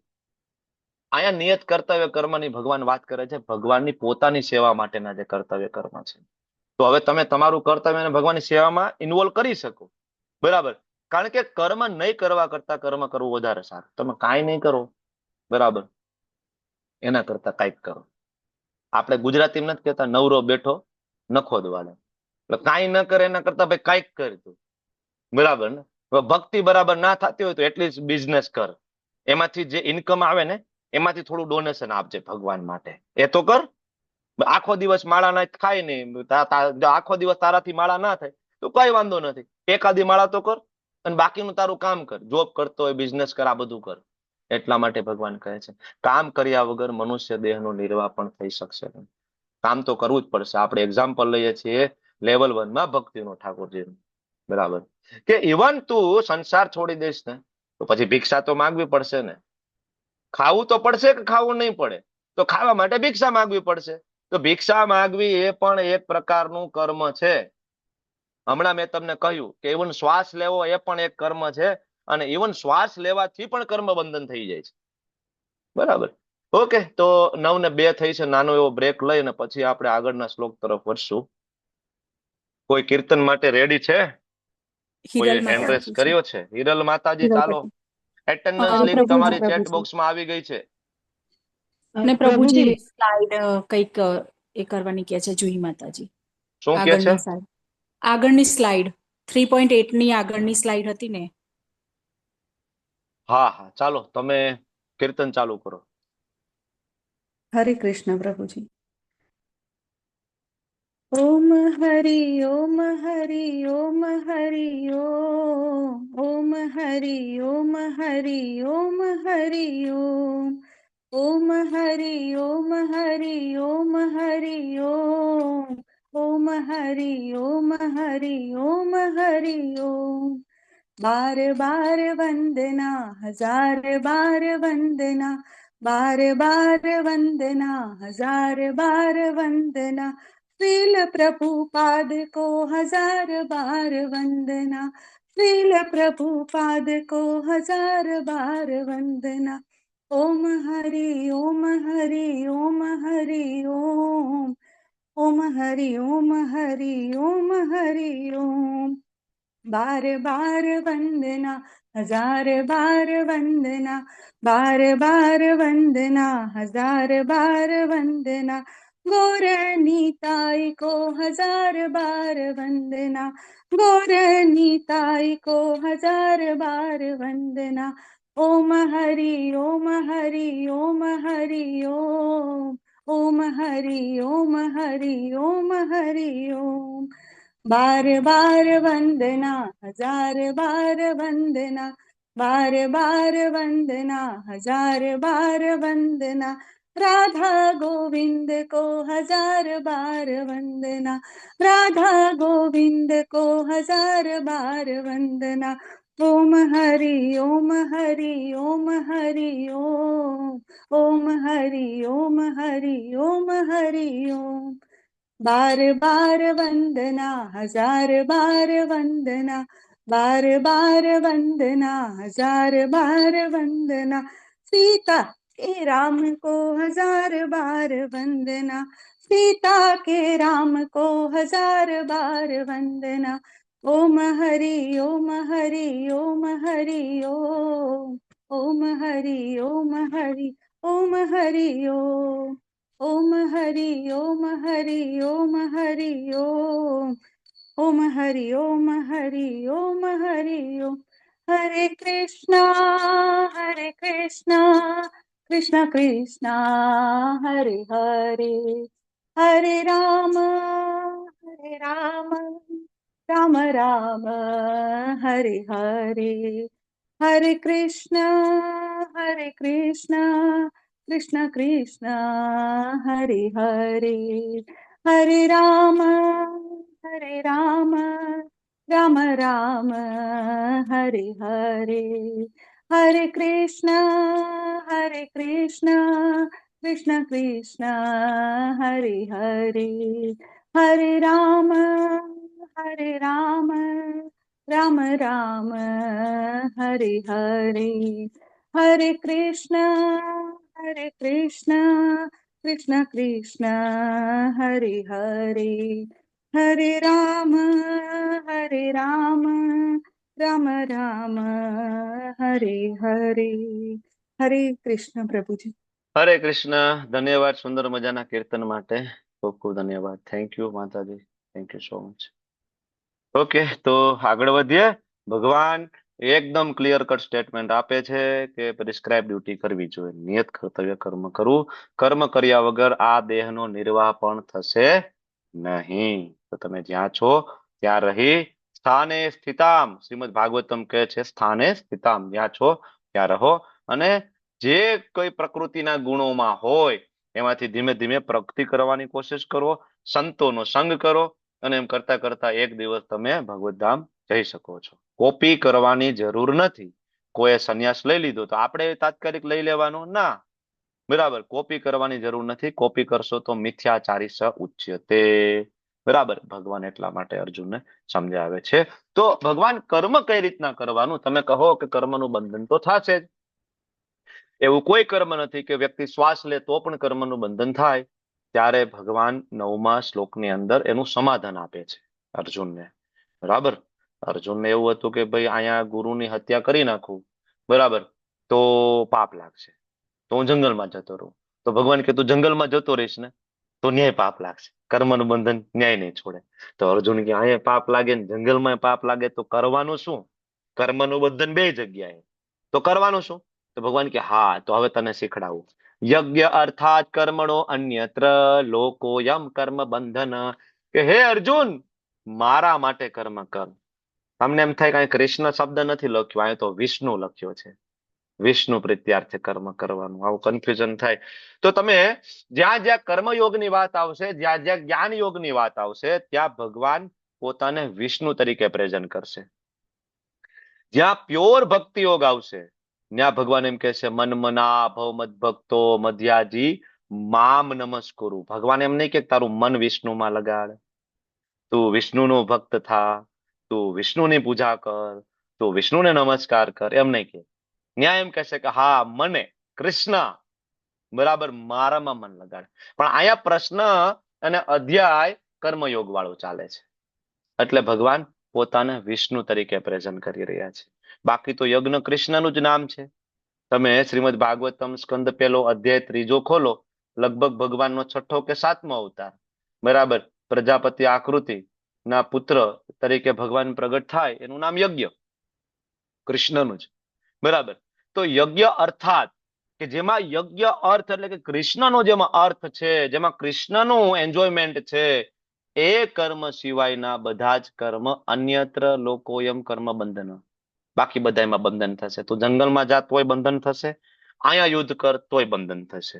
અર્જુને ડાયરેક્ટ વિષાદમાં પડ્યા પેલા યુદ્ધ ચાલુ કરી દીધું હોત તો અર્જુનને બંધન થાત, બરાબર.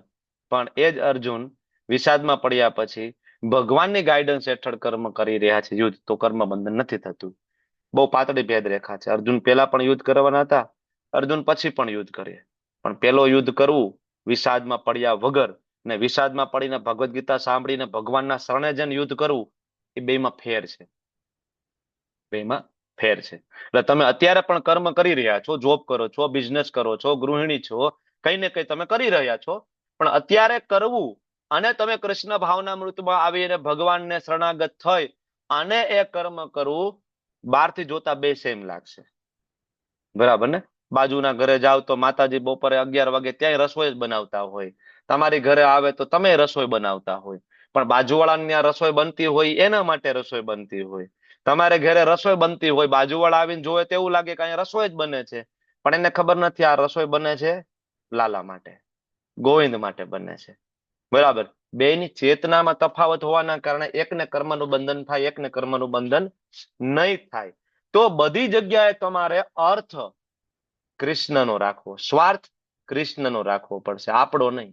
સવારથી લઈને મેં તમને રસોઈનું એક એક્ઝામ્પલ આપ્યું, તમે કચરા પોતાનું એક્ઝામ્પલ લઈ શકો, તમે જોબ ઉપર જવાનું એક્ઝામ્પલ, તમે કાંઈ પણ એક્ઝામ્પલ.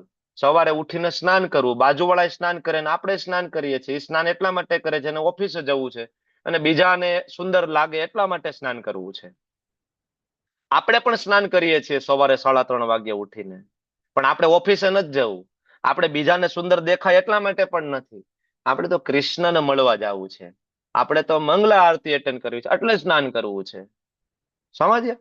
કર્મ એકનું એક જ છે ભાઈ, પણ એકમાં બંધન છે, જન્મ મૃત્યુ જરા વ્યાધિનું ચક્કર 84 લાખ યોનિના ફેરા છે, અને એકની અંદર ભગવત ધામની પ્રાપ્તિ છે.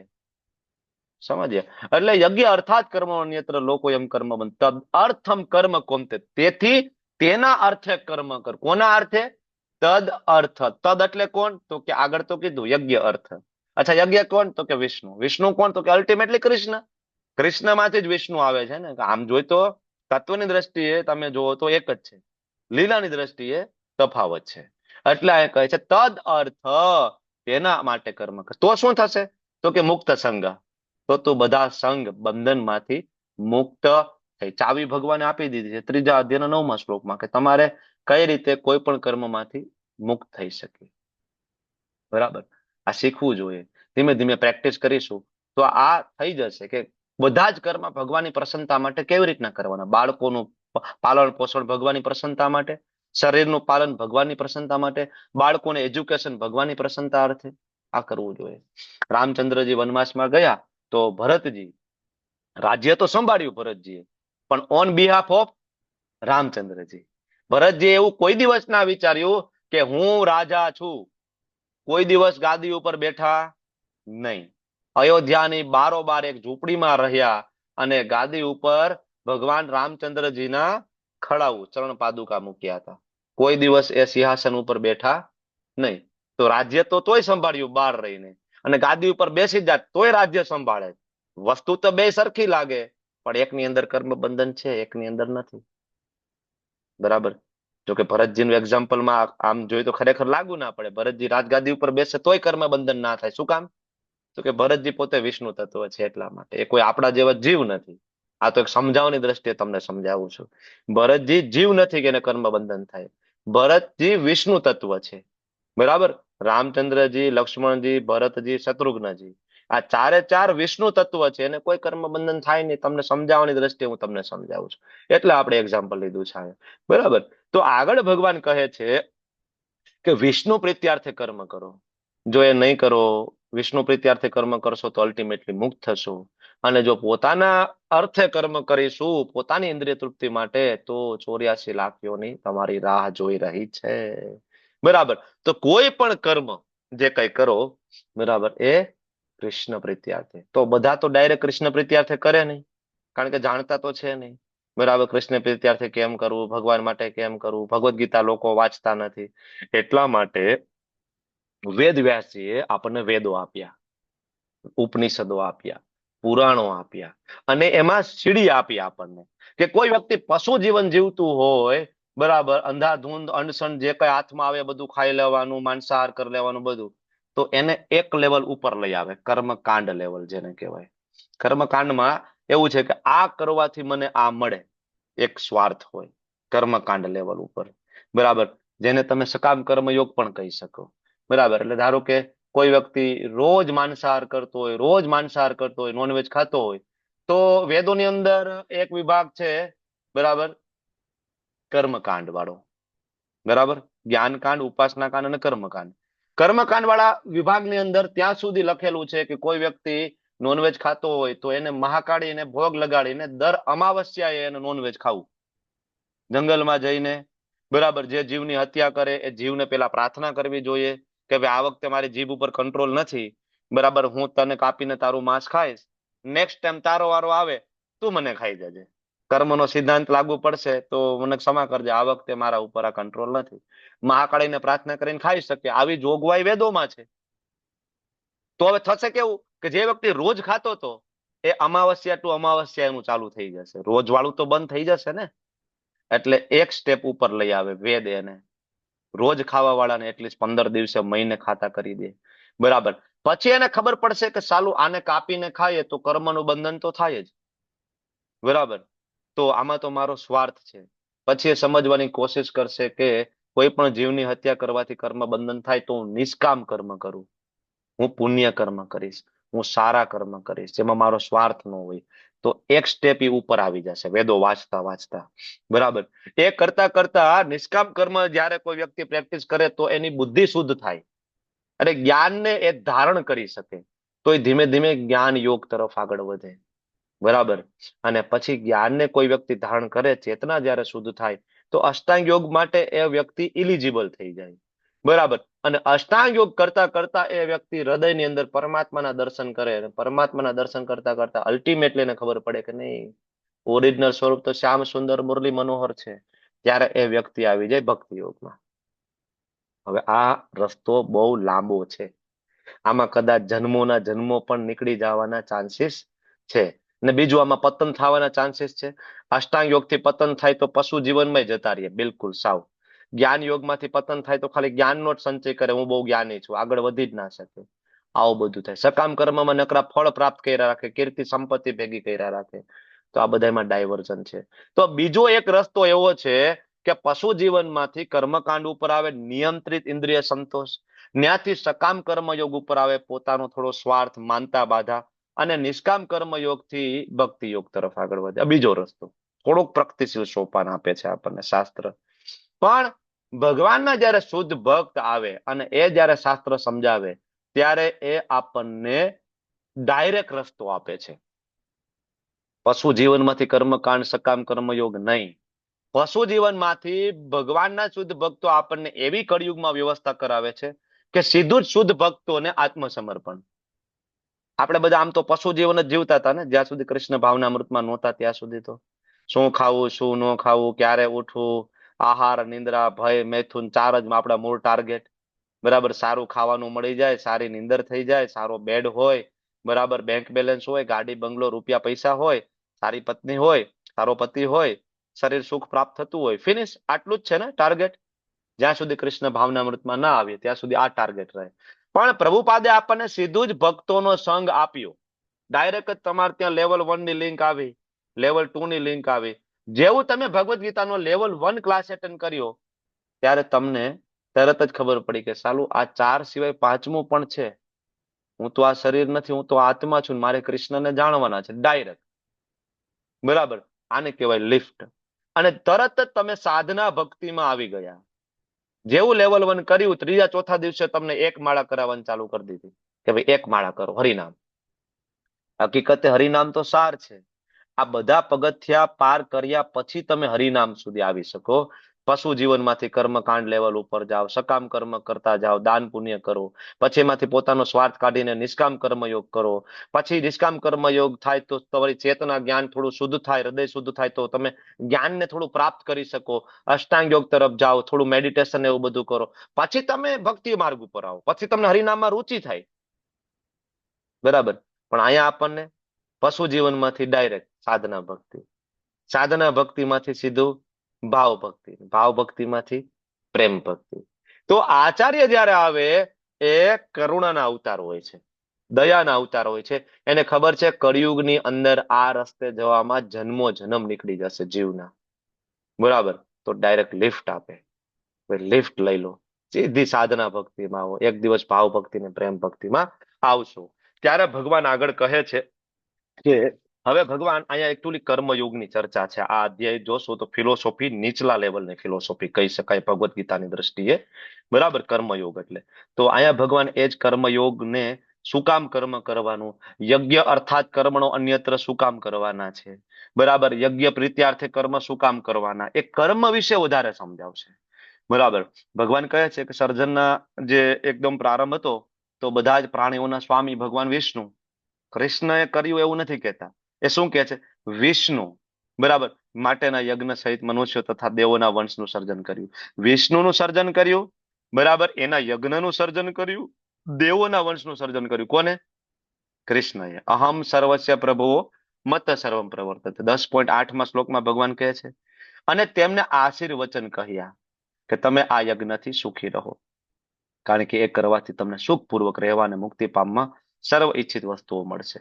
ભગવાન કહે છે કે યજ્ઞ અર્થાત કર્મણો અન્યત્ર, એટલે કદાચ ધારો કે કોઈ કૃષ્ણ પ્રીત્યાર્થે કર્મ ના કરી શકે તો યજ્ઞનો બીજો અર્થ થાય તમારું નિયત કર્તવ્ય કર્મ. બ્રાહ્મણ, ક્ષત્રિય, વૈશ્ય, શૂદ્રની જે પ્રિસ્ક્રાઇબ ડ્યુટી છે એ કરવી જોઈએ. એ કરવાથી જે ફળ પ્રાપ્ત થાય એ તમારે દેવતાઓને અર્પણ કરવા જોઈએ. અર્પણ કરવાનું ભગવાન આમાં મહત્વ સમજાવે છે કે એટલીસ્ટ દેવતાઓને અર્પણ કરો. શું કામ એ ભગવાન દેવતાઓને અર્પણ કરવાનું કહેશે? કારણ કે આ અધ્યાય કર્મયોગનો છે, આ અધ્યાય ભક્તિ યોગનો નથી. કર્મયોગ નીચલા લેવલની ફિલોસોફી છે. હું ફરીથી કહું, કારણ કે તમે જ્યારે ત્રીજો અધ્યાય, પાંચમો અધ્યાય વાંચશો, એકની એક એમાં ચર્ચા છે. અહીંયા પણ ભગવાન કહેશે ભોગ લગાડવાનો છે ત્રીજા અધ્યાયમાં. એ જ વસ્તુ તમે 9મા અધ્યાયમાં આવશો ત્યાં પણ ભગવાન કહેશે ભોગ લગાડવાનો છે. પણ બે ની અંદર જુદી વસ્તુ છે. અહીંયા ભોગ લગાડવાનો કર્મયોગને આધીન થઈને ભગવાન નીચલા લેવલની ફિલોસોફી મુજબ કહે છે, અને 9મા અધ્યાયમાં ભગવાન કહે છે ભક્તિ યોગને આધીન થઈને હાયર લેવલની ફિલોસોફીમાં ભોગ લગાડવાનો છે. બરાબર. એટલે કન્ફ્યુઝન નહીં થવાનું કે ત્રીજા અધ્યાયમાં નકરું કર્મયોગની વાત છે તો આપણે કર્મ કરવાનું છે. આ એના માટેનું છે કે ઓડિયન્સ સામે કઈ પ્રકારની છે, ભગવાન એને ટાર્ગેટ કરે છે. ધારો કે ઓડિયન્સ છે એ નીચલા લેવલની હોય કોન્શિયસનેસ એની, તો પછી એના માટે આ બરાબર છે કે ભાઈ તમે દેવતાઓને ખુશ કરો. એટલે જો ભગવાન આગળ કહે છે યજ્ઞ દ્વારા દેવતાઓ પ્રસન્ન થશે, માનવો અને દેવતાઓ વચ્ચેનો અભ્યુદય થશે. હવે આમ તમે જોવો, ભગવાન એમ કે છે કે યજ્ઞ કરીને દેવતાઓને પ્રસન્ન કરો. જો ભાઈ અહીંયા યજ્ઞ એટલે ઓલું સ્વાહા સ્વાહા વાળા યજ્ઞની ખાલી વાત નથી થતી. યજ્ઞ એટલે બધું જ સવારથી લઈને રાત સુધી જે કઈ કરવું શાસ્ત્ર પ્રમાણે જીવન, એને યજ્ઞ કહેવાય. વૃક્ષો ના કાપવા, એનાથી દેવતાઓ પ્રસન્ન થશે. નદીઓ ગંદી ના કરવી, પ્લાસ્ટિક ના નાખવો, એનાથી દેવતાઓ પ્રસન્ન થશે. બરાબર. માંસાહાર ના કરવો, દેવતાઓ પર, આ બધા યજ્ઞનો ભાગ છે. અને જ્યારે તમે આ કરશો એને યજ્ઞ કહેવાય. દેવતા પ્રસન્ન થશે. ધારો કે તમે વૃક્ષો નહીં કાપો, નદીઓને સાફ રાખશો, બરાબર, અને પહાડોનું ખનન નહીં કરો, તો ઇન્દ્રદેવ ઓટોમેટિક તમારા ઉપર કૃપા કરશે અને વરસાદ સારો થશે. બરાબર ને? વરસાદ સારો થાય ને? બરાબર. વૃક્ષો તમે કાપશો નહીં, બરાબર, વૃક્ષો નવા નવા તમે વાવશો તો વરસાદ સારો થશે. ઇન્દ્રદેવ તમારા ઉપર બરાબર પ્રસન્ન થશે. એટલે ભગવાન કહે છે કે દેવતાઓને તમારી વચ્ચેનો સંબંધ જળવાવો જોઈએ, તો તમે દેવતાઓ માટે આ કરો. હવે આગળ તમે જોશો 9મા અધ્યાયમાં, તો ભગવાન એમ કહે છે કે દેવતાઓ માટે તો એ કરે કે જેની બુદ્ધિ હણાઈ ગઈ હોય કામ દ્વારા. કામ તે રત જ્ઞાના પ્રપદ્યંતે અન્ય દેવતા, કે કૃષ્ણ સિવાય કોઈ દેવતાઓની પૂજા અર્ચના કે એના માટે કઈ કરતો, જો કોઈ વ્યક્તિ કરતો હોય તો એની બુદ્ધિ હણાઈ ગઈ છે. અહીંયા કૃષ્ણ એમ કે છે કે દેવતાઓ માટે કરો. તો આપણને એવું લાગે કે ને કૃષ્ણ ક્રોસ વાત કરે છે. પેલા કીધું દેવતાઓ માટે કરો અને આગળ કહેશે ના કરો. તો તમે સમજો કે ઓડિયન્સ નું બરાબર કૃષ્ણ ધ્યાન રાખે છે કે પેલા 6 અધ્યાયની ઓડિયન્સ કર્મયોગ વાળી છે, એટલે કૃષ્ણ એ જ્ઞાન આપે છે. અને જે પ્રીચર હોય ને, જે ક્લાસ લેતા હોય, ટીચર હોય, પ્રીચર હોય, એ આ જ રીતના ક્લાસ આપે. સામેની ઓડિયન્સ જોવે. લેવલ 1 નો ક્લાસ હોય, એમાં તમે પ્રશ્ન પૂછો તો એ પ્રશ્નનો જવાબ લેવલ 1 મુજબ જ મળે. અને એ પ્રશ્ન જયારે ભક્તિ શાસ્ત્રીમાં આવીને પૂછો ને તો એ પ્રશ્નનો જવાબ બદલાઈ જાય. તમને એવું થાય કે પ્રભુજી વાં તો લેવલ 1 માં આવ્યા હતા ને તો આવું કીધું હતું, અને ભક્તિ શાસ્ત્રી પૂછ્યું તો આવું કીધું. એવું જ હોય. ઓડિયન્સ કઈ છે એના ઉપર આધાર. ધારો કે તમારી સામે કોઈ શિવ ભક્ત આવે ને તમે પ્રચાર કરવા જાઓ છો બુક લઈને, ને કોઈ શિવજીનો ભક્ત છે, તો તમે ત્યાં જઈને તરત એમ કહેશો શિવજીની ભક્તિ ન કરવાની હોય, કૃષ્ણ સર્વોત્તમ છે, બંધ કરો આ બધું, કોઈ દી ન કરાય શિવજીની ભક્તિ, કૃષ્ણની ભક્તિ કરવાની છે, કૃષ્ણ સર્વોત્તમ છે, શિવજી પોતે કૃષ્ણની ભક્તિ કરે છે, શિવજીની ન ભક્તિ, આવું તમે કહેશો? કયો તો મારશે તમને, ધોકો લેશે. તો એને શું કહેવું જોઈએ? શિવજીની ભક્તિ કરો છો, હા તમે ખૂબ સારું કામ કરો છો, ખરેખર શિવજી એટલે વૈષ્ણવા નામ યથાસંભવ. શિવજીની કૃપા વગર કોઈ દી કૃષ્ણ ના મળે, કોઈ દી ભગવાન ના મળે. શિવજીની ભક્તિ કરો છો ને, સરસ ભક્તિ કરજો. નરસિંહ મહેતાએ કરીને એવી રીતના કરજો તમે, કે નરસિંહ મહેતાએ શિવજીની ભક્તિ કરી, એક દિવસ શિવજી પ્રસન્ન થયા અને કૃષ્ણ આપ્યા. તમે પણ એવી રીતના ભક્તિ કરજો. સત્વગુણમાં રહીને શિવજીની ભક્તિ કરજો. બરાબર ને? આન્સર બદલાઈ જાય. સામે કઈ પ્રકારના ચેતનાની લેવલ છે. એટલે ભગવાન એ મુજબ અહીંયા કહેશે, કારણ કે આમાં કન્ફ્યુઝન થશે આગળવાળા શ્લોકોમાં, એટલે હું તમને પહેલા પૂર આવતા પહેલા પાળ બાંધું છું. કારણ કે ભગવાન કહેશે દેવતાઓ માટે આ યજ્ઞ કરો, દેવતાઓ ખુશ થશે. હવે એ જ કૃષ્ણ અહીંયા જયારે જન્મ લીધો, બરાબર, મતલબ અહીંયા આવ્યા, પ્રગટ થયા, તો ઇન્દ્રનો યજ્ઞ આવતા જ બંધ કરાવી દીધો. ખબર છે ને ગિરિ ગોવર્ધન લીલા શું કામ થઈ હતી? બરાબર, ઇન્દ્રનો યજ્ઞ કરતા હતા ને નંદ બાબાની બધા. કૃષ્ણએ શું કીધું? ભાઈ ઇન્દ્રના કઈ યજ્ઞ ના હોય, એ બધું બંધ કરો. ભલે વેદોમાં લખ્યું, વેદોમાં લખ્યું છે ઇન્દ્ર માટે યજ્ઞ કરવો જોઈએ, કૃષ્ણએ આવીને બંધ કરાવ્યો કે ઇન્દ્ર માટે કોઈ યજ્ઞ ન હોય. ઇન્દ્રની ફરજ છે ભાઈ, કે ઇન્દ્ર કઈ નવી નવાઈનું છે? વરસાદ આપવો હોય એની નોકરી છે, શું કામ ના કરે? અને અહીંયા આપણને કૃષ્ણ એમ કહે છે કે યજ્ઞ દ્વારા દેવતાઓ પ્રસન્ન થશે, તમારો ને એનો સારો સંબંધ થશે, તમે કરો. શું કામ? કારણ કે ઓડિયન્સ કર્મ યોગની છે, એટલા માટે ભગવાન કહે છે. જીવનની વિવિધ જરૂરિયાતોની પૂર્તિ કરનારા વિભિન્ન દેવો. જીવનની જરૂરિયાત પૂર્તિ કરશે કોણ? ભગવાન કે દેવો. યજ્ઞ સંપન્ન કરવાથી તમારા ઉપર પ્રસન્ન થશે, તમારી જરૂરિયાત પૂર્તિ કરશે. હવે આગળ 9મા અધ્યાયમાં તમે જોશો, 10મા અધ્યાયમાં તો કૃષ્ણ કહે છે બધાની જરૂરિયાત તો હું પૂર્તિ કરું છું, દેવતાઓ તો મારે આધીન છે. બરાબર. અને 9મા અધ્યાયમાં કૃષ્ણ ત્યાં સુધી કહે છે કે દેવતાઓ કોઈ પણ વરદાન આપવા માટે સ્વતંત્ર નથી. દેવતાઓ તમારી કોઈ પણ માનતા બાધા પૂરી કરવા માટે સ્વતંત્ર નથી, આવું કહે છે 9મા અધ્યાયમાં કૃષ્ણ. બરાબર.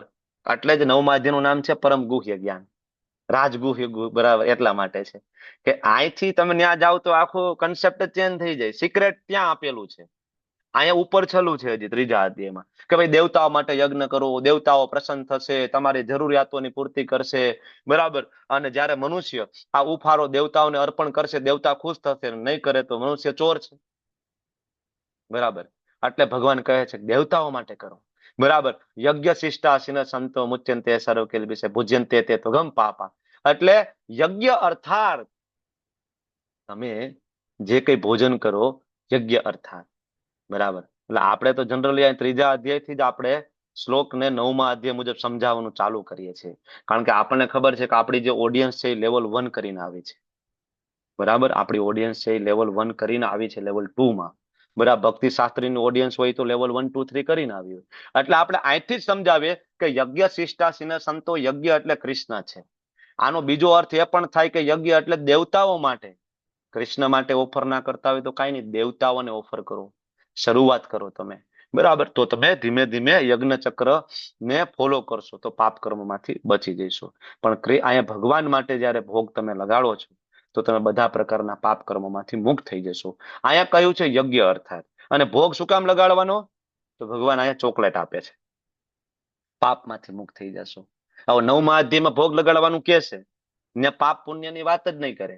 9મો અધ્યાય જો, પત્રમ પુષ્પમ ફલમ તોયમ યો મે ભક્ત્યા પ્રયચ્છતિ, કે ભાઈ મારા ભક્તો મને પ્રેમપૂર્વક ભોગ લગાડે છે. ત્યાં આવશે પ્રેમ. અહીંયા આવશે પાપ પુણ્યમાંથી બચવાનું. શું કામ? અધ્યાય કર્મયોગનો છે, ઓડિયન્સ કર્મયોગની છે એટલા. બરાબર. આગળ ભગવાન કહે છે કે ભાઈ ભગવાનને ભોગ લગાડવાથી વેદનો એક શ્લોક અહીંયા આપ્યો છે પીપીટીમાં, આહાર શુદ્ધો સત્વ શુદ્ધો ધ્રુવ સ્મૃતિ સ્મૃતિ લબ્ધા સર્વ ગ્રંથિના વિપ્રોમોક્ષાય. કે જ્યારે ભગવાનને ભોગ લગાડો છો કે આહાર શુદ્ધ થાય છે, એનાથી તમારી ચેતના શુદ્ધ થાય છે, અને તો તમે ભક્તિ માર્ગ ઉપર આગળ ચાલી શકશો. આહારનું બહુ મહત્વ છે. ઇવન વેદ પણ કહે છે કે બરાબર ભૂનની જેમ જે કઈ જોયું ત્યાં મોઢા મારતા ફરવું નહીં. બરાબર. બજારમાં નીકળ્યા જેટલી પ્રકારની રેકડીઓ ઊભી હોય ત્યાં આપણે ઊભા રહી જાય, પાણીપુરી, મસાલા પૂરી, પાઉંભાજી, વડાપાઉં, ઢોસા ને બરાબર. એ શાસ્ત્રમાં એને ભૂંડ સમાન કીધા છે. બરાબર. કે જે કઈ દેખાય ને મોઢું મારતા ફરવાનું નહીં.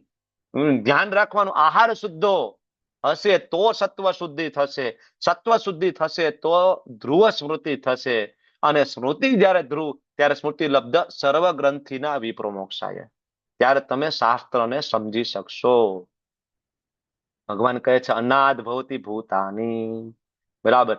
અન્ન થી બધા જીવો. હવે ભગવાન યજ્ઞ ચક્ર સંભળાવે છે. એકચુઅલી 14મો અને 15મો શ્લોક છે યજ્ઞ ચક્ર. ભગવાને કીધું ને કે ભાઈ દેવતાઓ માટે કરો, દેવતાઓ સાથે તમારો સારો સંબંધ થશે, દેવતા વરસાદ આપશે, વરસાદ આપશે તમારી ખેતીવાડી સારી રહેશે, તો તમને અન્ન મળશે, તો તમે ખાઈ શકશો.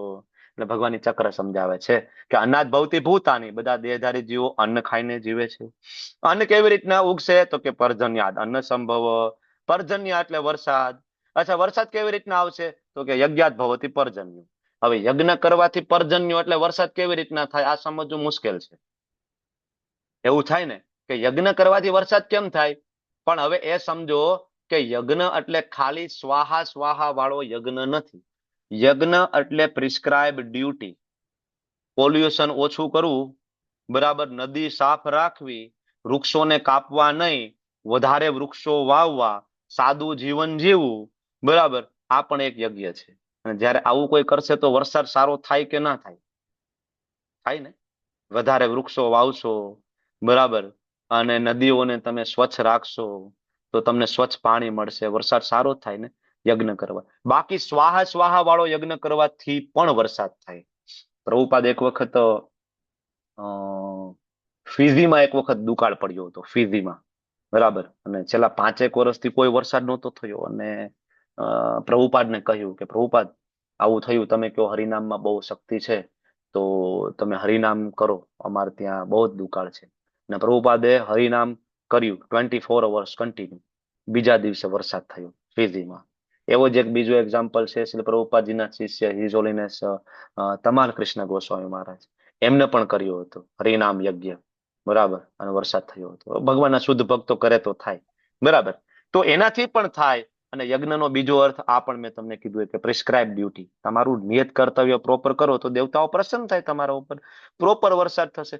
અત્યારે આપણે આપણું નિયત કર્તવ્ય કર્મ પ્રોપર નથી કરતા, એટલે શું થઈ રહ્યું છે? Global warming. ગ્લોબલ વોર્મિંગ થાય છે એટલે અતિશય તડકો પડે, ન પડવાની સમયે વરસાદ. અત્યારે વરસાદ ચાલુ છે, ખરેખર અત્યારે ઉનાળો છે, અત્યારે વરસાદ ના થવો જોઈએ. તો ગુજરાતમાં અત્યારે બધી જગ્યાએ વરસાદ ચાલુ છે. હવે ખેડૂતોને પૂછો બિચારાને શું હાલત થાય, બરાબર ને? જેને મગફળી વાવી હોય, જેને મગ વાવ્યા હોય, જીરું વાવ્યું હોય, હાલત શું થાય પૂછો તમે? મતલબ દેવતાઓ પ્રસન્ન નથી. શું કામ પ્રસન્ન નથી? અંધાધૂંધ વૃક્ષ આપણે કાપી રહ્યા છીએ, બરાબર ને? સિમેન્ટનું જંગલ વિસ્તારિત કરી રહ્યા છીએ, મતલબ આપણે યજ્ઞ કરતા નથી. યજ્ઞ એટલે ખાલી સ્વાહા સ્વાહા નહીં, યજ્ઞ એટલે પ્રિસ્ક્રાઇબ ડ્યુટી. અંધાધૂંધ જંગલો ના કાપવા એ પણ યજ્ઞ છે. લોકો નથી કરતા એટલે આજે હેરાન થાય છે. એટલે ભગવાન કહે છે નિયંત્રિત કર્મોનો નિર્દેશ વેદોમાં થયો. અને વેદો ક્યાંથી આવ્યા? ભગવાનમાંથી, બરાબર. કોઈ એમ કે ભાઈ વેદો તો કોઈ નવરો વ્યક્તિ બેઠો તો વેદો લખી નાખ્યા, તો કૃષ્ણ કહે છે ના, મેં લખ્યા છે, સ્વયં મેં આપ્યા છે, એટલે હું સદૈવ એમાં રહું છું. એટલે આ યજ્ઞ ચક્રનું પાલન કરવું ખૂબ જરૂરી છે. ભગવાનમાંથી વેદ આવે, વેદમાંથી તમારી પ્રિસ્ક્રાઇબ ડ્યુટી ખબર પડે, અને જો એનું બરાબર પાલન કરો તો દેવતાઓ પ્રસન્ન થશે.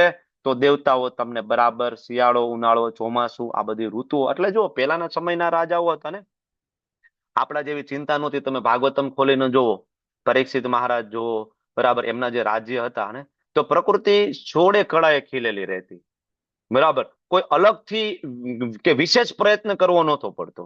આજે કેમ આપણે વિશેષ પ્રયત્ન કરવા પડે છે, બરાબર. ઓલું ખાતર નાખો તો માંડ ઉગે, બરાબર. એ પાછું ઉગ્યું ત્યારે ઉગ્યું. એમાંય જો અત્યારે ઝાપટું પડી ગયું તો કાર્યક્રમ પૂરો થઈ ગયો પાછો. એ તો બરાબર તમને ખબર છે, ખેડૂતોને જ આ વસ્તુ ખ્યાલ આવે. તો પેલા આવું નહોતું, કારણ કે લોકો યજ્ઞ મુજબ જીવન જીવતા હતા. તો વરસાદ પડવાથી અનાજ મળે, ભોજન પ્રાપ્ત થાય, ભોજન ભગવાનને આપો તો યજ્ઞ ચક્ર પૂરું થાય. હે પ્રિય અર્જુન, જે મનુષ્ય માનવ સમાજમાં આ પ્રમાણે વેદો દ્વારા સ્થાપિત યજ્ઞ ચક્રનું પાલન ન કરે તો પાપમય જીવન જીવે છે. અને આવો મનુષ્ય ઇન્દ્રિય તૃપ્તિ માટે જીવતો રહે છે, નિરર્થક. એના જીવનનો અલ્ટિમેટલી કોઈ અર્થ રહેતો નથી. બરાબર ને? શું કામ પાપ લાગે યજ્ઞ ચક્રનું પાલન નહીં કરીએ તો? હમણાં તો આપણે જોયું, બરાબર. કોઈ એમ કે ભાઈ હું તો પ્યોર વેજીટેરિયન છું, મને શેનો પાપ લાગે? તો આપણે તો લેવલ 1 થી ભણતા આવીએ છીએ ને, કે તમારી પ્લેટમાં ઘઉંની રોટલી આવે તો એ પાપથી પ્રભાવિત તો છે જ.